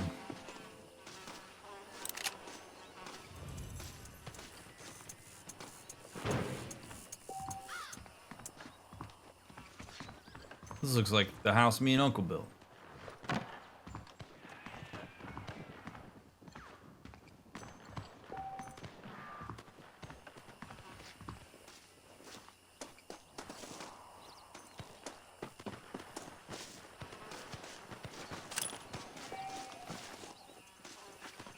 Marshall has left you a long way from civilization. You can quickly travel back to town using the travel to destination feature of your camp. Open your satchel and choose the camp item. Kit.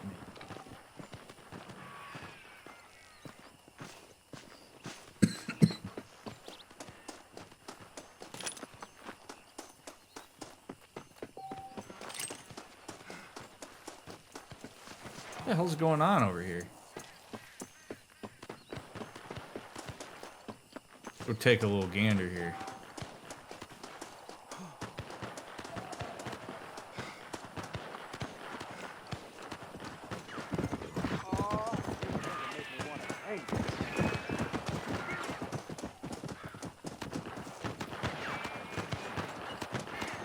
What the hell? Save the treasure hunter.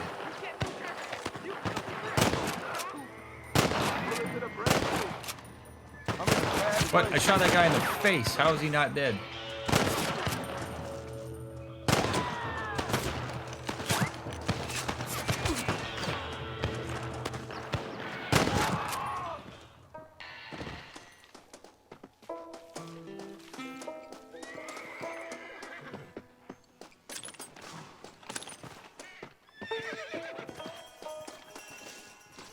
Can I borrow this, friend?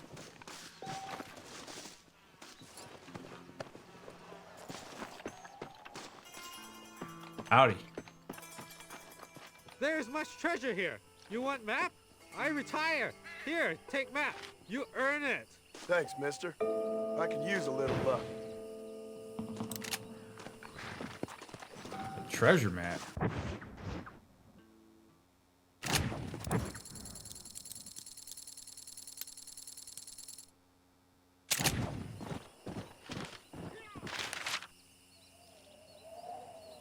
Oh, there's a tree with a noose on it. Go back behind there. And then there's rocks, and it's between the rocks.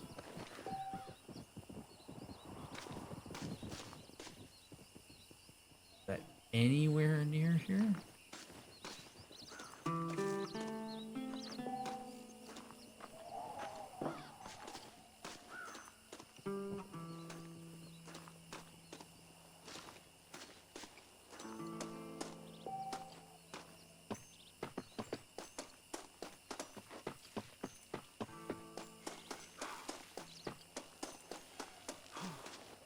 The best part about Rockstar games is when we get just like random chaos that happens. And I really don't think there's any better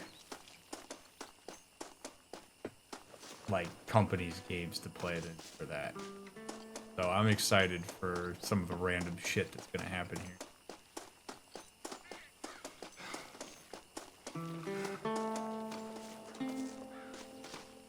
Alright, so I'm guessing that tree is not near here. There's no trees that are even remotely like that. So if you ever come across a tree with a noose,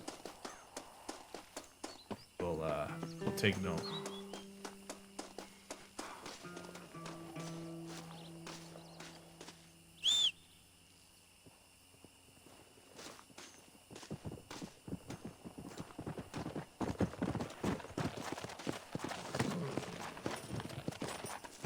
Let's go.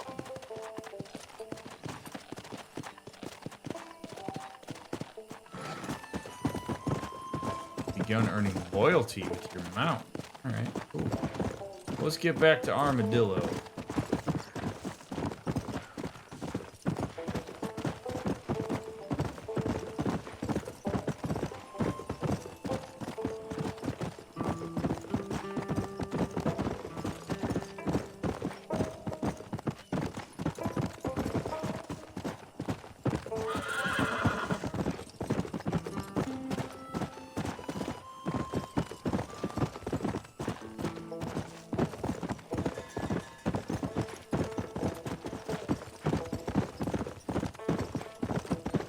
I really think the way they did the background music in this game is like perfect. It's just nice and subtle, but it sets the vibe. Fantastic. 5-finger fillet is now available at several locations. Oh baby. Come on. Alright. Howdy. Try my hand at this. Well. You got the balls for a game of finger fillet? Oh my god. I'm up for the challenge.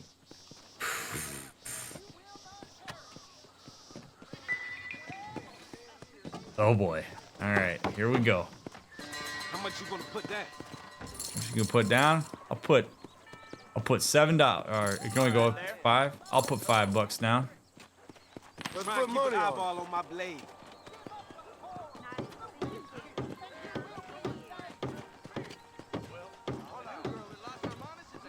Good, but not good enough.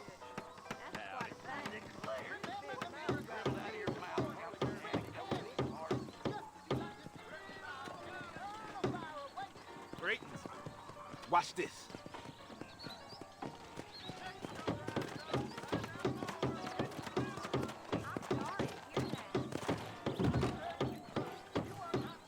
Not bad. All right, there. Ah, damn it!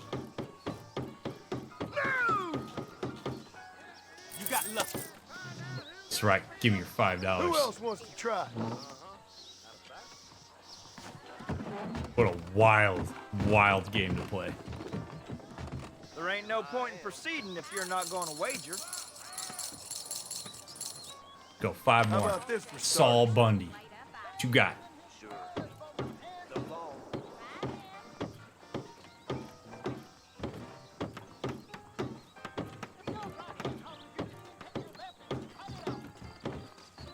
Let's see if I can match it. Hello.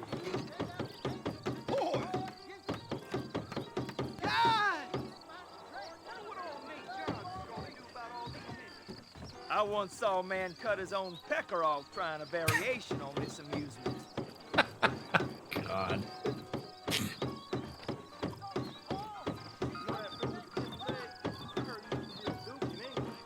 This is gonna be easier than I thought. What the heck? Oh shit.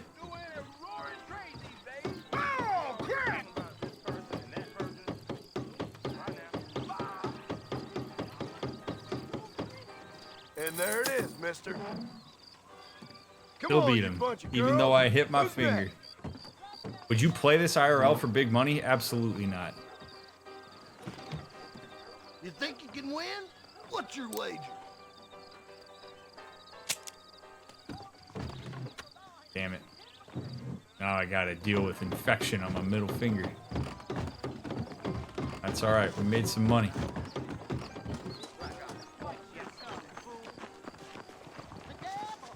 Give me a newspaper, let's see what's going on. One of my favorite parts of Red Dead 2.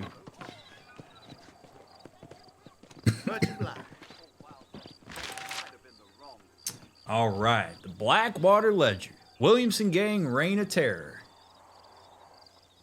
Let's see, I can paint. Oh, cool. I can. All right. In events that hark back to our state's not so distant and none too glorious past, a gang of thieves and killers is running amok across the western counties. Although New Austin has never been a place for the faint of heart, or a place that encourages delicacy, law enforcement agencies are particularly worried about this new gang. Not since Dutch Vanderlin's crew was operating up in West Elizabeth has a criminal group caused so much consternation, nor gained so much publicity. Although cattle, rustling, and robberies are unfortunately still common throughout our region, a spate of killings, fires, and burnings caused by Bill Williamson and his gang have shocked even the hardiest and most robust of local residents. Williamson, a career criminal and reprobate with a record running back to reform school, is himself believed to have once run in Vanderlin's gang. Dutch Vanderlind himself has not been seen nor heard from in several years, and despite claims of sightings, is thought to have perished in a fire following a bungled robbery in 1906. With railway companies and other business interests pushing local and federal government bodies to aid economic development and investment by reducing crime, it is clear that action will be taken against this latest gang attempting to live in the American dream outside the law. And as I always advocate, you must ask yourself, who are, I guess, the government, why is it that crime would be happening?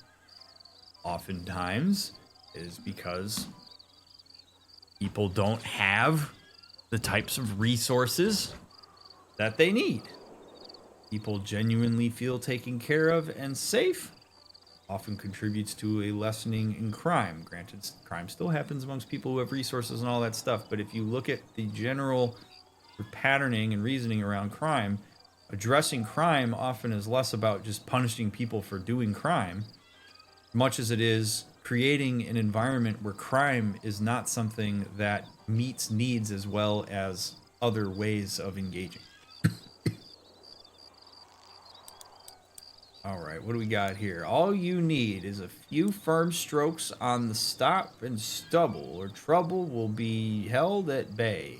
Barrington Apollo Steel Straight Razor, $1.20 each. Warranted best steel blade, double gimped with exquisite workmanship. Our biggest seller, set and ready for use. Guaranteed to make light and pleasant work of the stiffest of beards or tax collectors. Oh boy. Grave robber captured, but crimes persist. Residents of Armadillo are baffled by the mysterious and somewhat repugnant case of Moses Forth. Residents of Armadillo are baffled by the mysterious and somewhat repugnant case of Moses Forth. Mr. Forth, who was recently arrested for desecrating and robbing graves, is believed to have been solely responsible for a string of similar crimes across the West in the last couple of years. Following his arrest, however, there's been a further outbreak of graveyard desecration, leading to anxieties about who else is committing the most vile act. Mexican leader appeals for calm.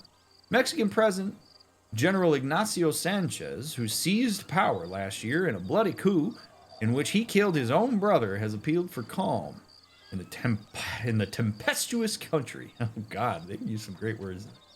General Sanchez, who was head of a Mexican cavalry division and who has studied in Spain and Bolivia, is promising to improve conditions for workers across the country while increasing suffrage. In a speech he made last week, Sanchez noted, "Despite my privileged upbringing, I am a true son of Mexico. But as a Mexican, I know our country needs strong leadership, and this is what I intend to provide. The road for our country has never been easy, but I promise you, we are now heading in the correct direction." Nice. People missing in Shoal Springs. Several residents of Armadillo and the surrounding area have gone missing over the past few months in separate incidents, but none have yet turned up, either alive or dead. Local law enforcement bodies are urging residents to show extra caution when traveling in the backcountry on their own, or when traveling at night. Humorist cracks jokes, arrives. Well-known East Coast wit Jimmy Saint, who writes for a number of respected periodicals in the New York area, recently wrote to this publication seeking our advice. Mr. Saint is being dispatched to our region to try to find some wildness in our western states. We wrote back to Mr. Saint wishing him well, but letting him know that beyond the occasional murder, bloody shootout, or horse rustling, very little wildness persists in the region outside the Wild West show. Plug tobacco. unequal flavor and satisfaction. No after effects. Aids digestion, vibrancy, and masculinity. 30-pound butts for 42 cents per pound. A big piece for little money. Valley Jacks. Cattle rustling worse than ever in New Austin. Poverty-stricken ranchers of New Austin have been further blighted by a ruthless band of cattle rustlers in recent months. The hoodlums, led by twin brothers Ike and Willie Bollard, have been stealing cattle throughout Hennigan's stead and then selling them at Thieves' Landing, often well below market value. The gang is believed to be using Pikes Basin as a base of operation. Tumbleweed Haunted. Following recent reports of ghost sightings in the abandoned town of the Tumbleweed, visitors are continuing to tell of unnatural happenings and strange feelings. Some visitors claim to have seen spirits of the dead, others ghosts, still others ghouls and fairies. Our reporter on the scene found no evidence, but we urge readers to send us reports of any unnatural happenings in the area. Uh-oh. Miss O'Elehidy's world famous bust form increases bust size, confidence, and compensation. Why be vertically chested? Increases horizontal bust size, confidence, and compensation. So perfect and convincing, when placed in the natural bust, they cannot be detected by even the most mesmerized gaze of gentlemen admirers. $1.80 each. It's expensive, but your happiness demands it. Email and mail satisfaction guaranteed. Sloppy Molly's Dockyard Oysters. Oh, God. Unique texture like you have never tasted before, now with less grit. $1.10 for 6 cans. The proof is in the odor. Fresh as the day they were canned. Oh, God. No.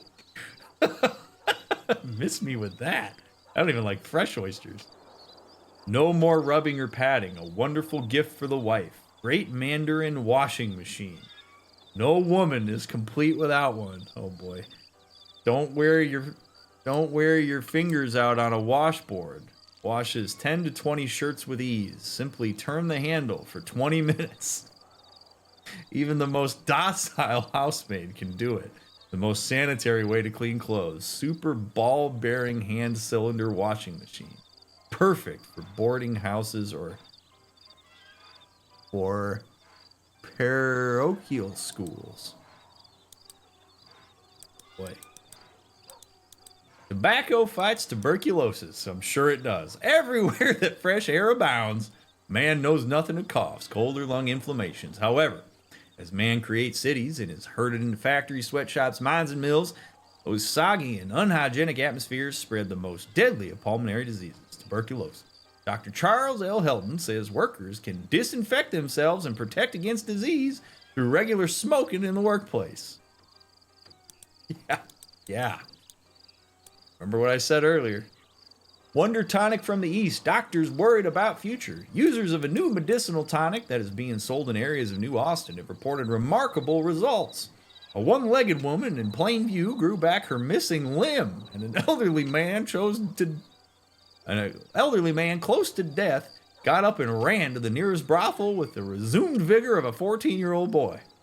Wes Dickens' patented elixir claims to effect an infallible and painless remedy to virtually all known human ailments, both internal, external, and spiritual, including aches, sprains, dysentery, lumbago, paralysis, chilblains, malaria, genital debility, rickets, and depressed humors. There it is. That's what we were talking about earlier.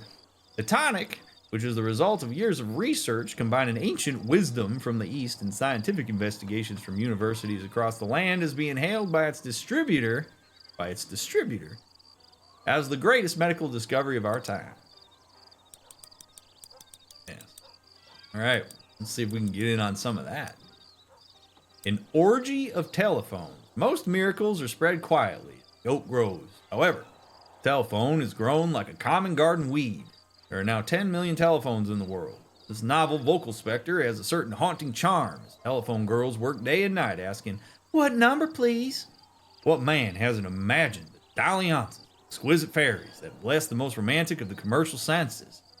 Telephone and telegraph companies promise Blackwater skies will soon be one of wires in every direction.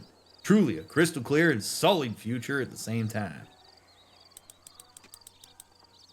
Miscellany. Cart race to be held at Gaptooth Breach. Date to be announced. Large cash prize. Winner takes all. Furs and pelts wanted. Excellent prices offered. River Traders Pawn Shop. Thieves Land in New Austin. Horse thieves for sale. Beautiful Cleveland Bays. Standard bred pintos and Tursks, among others. McFarland's Ranch General Store, Henniganstead, New Austin. The marriage is announced to be solemnized of Miss Molly Brannigan, daughter of Cole and Ella Brannigan, to Mr. Melvin Brannigan, son of Cole and Ella Brannigan. Congratulations, you two. Young boy missing. Ralph Anderson, age 8 years. Please contact Grace Anderson of Armadillo with any information as to his whereabouts.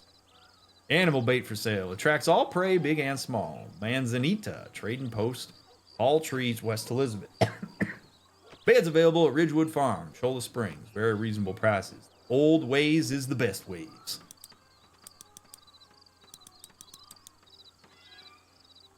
These are so good. They make me so happy.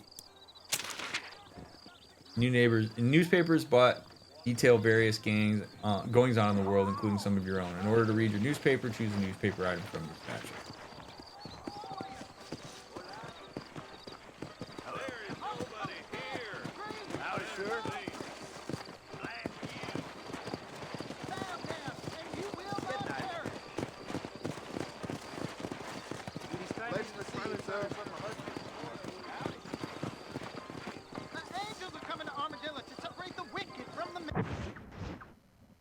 If animal bait is for sale and people go there to buy it, has it worked? That question makes me so happy. Excellent.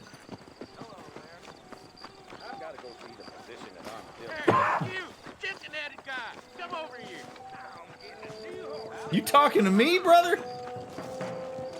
What you want? You a tough guy, mister? I hope so. We gonna have a showdown. You're in way over your head, son. You don't know me, mister. Prospect of dying certainly focuses the mind, doesn't it? You call me a chicken head, I ain't about to push against your wishes.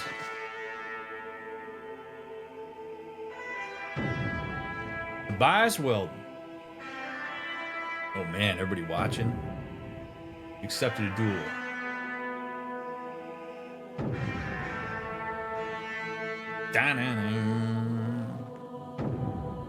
Draw your gun using the left trigger.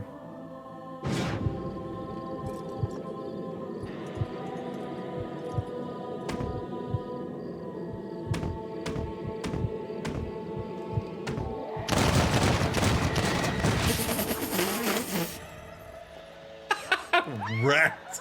Holy hell. Wow.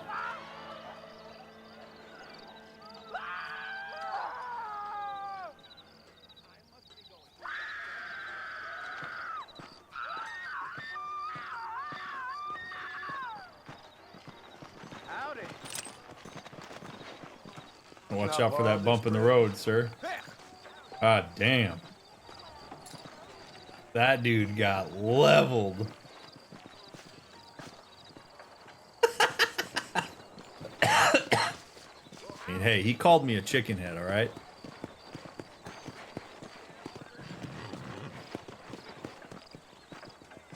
Not cool.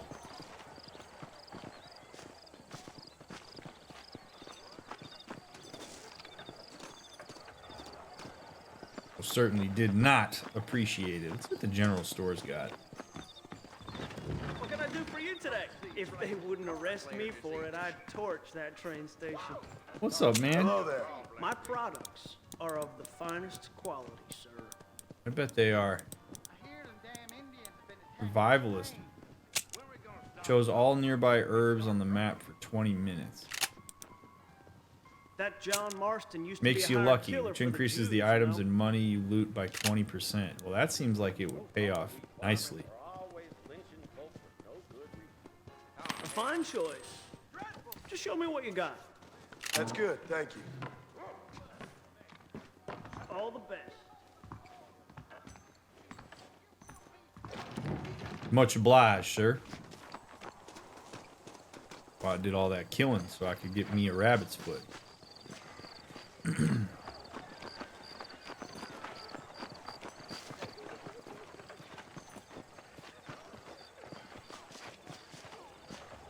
Why me?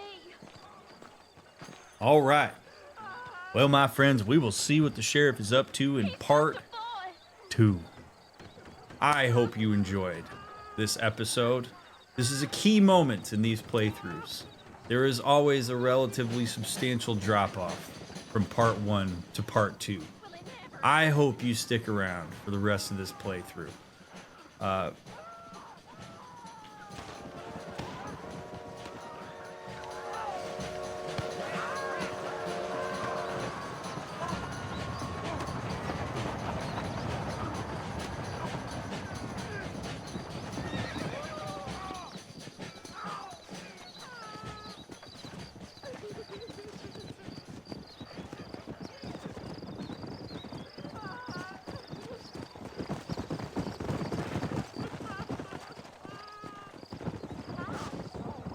All right. Wow. Do come back for part 2. Would love to see you there. Before you leave a thumbs up, leave a comment down below. Your engagement helps my videos hit the algorithm, and it makes a big difference for getting more eyeballs on this, on the playthroughs and on the channel. Thank you very much for watching this. I appreciate it. If you're binging, I'll see you right here in part 2. If you're waiting for the next episode to come out, we'll get it out as soon as we can. In the meantime, come hang out with us live sometime on Twitch. I'd love to see you. I appreciate you. You matter. I'll see you in the next episode.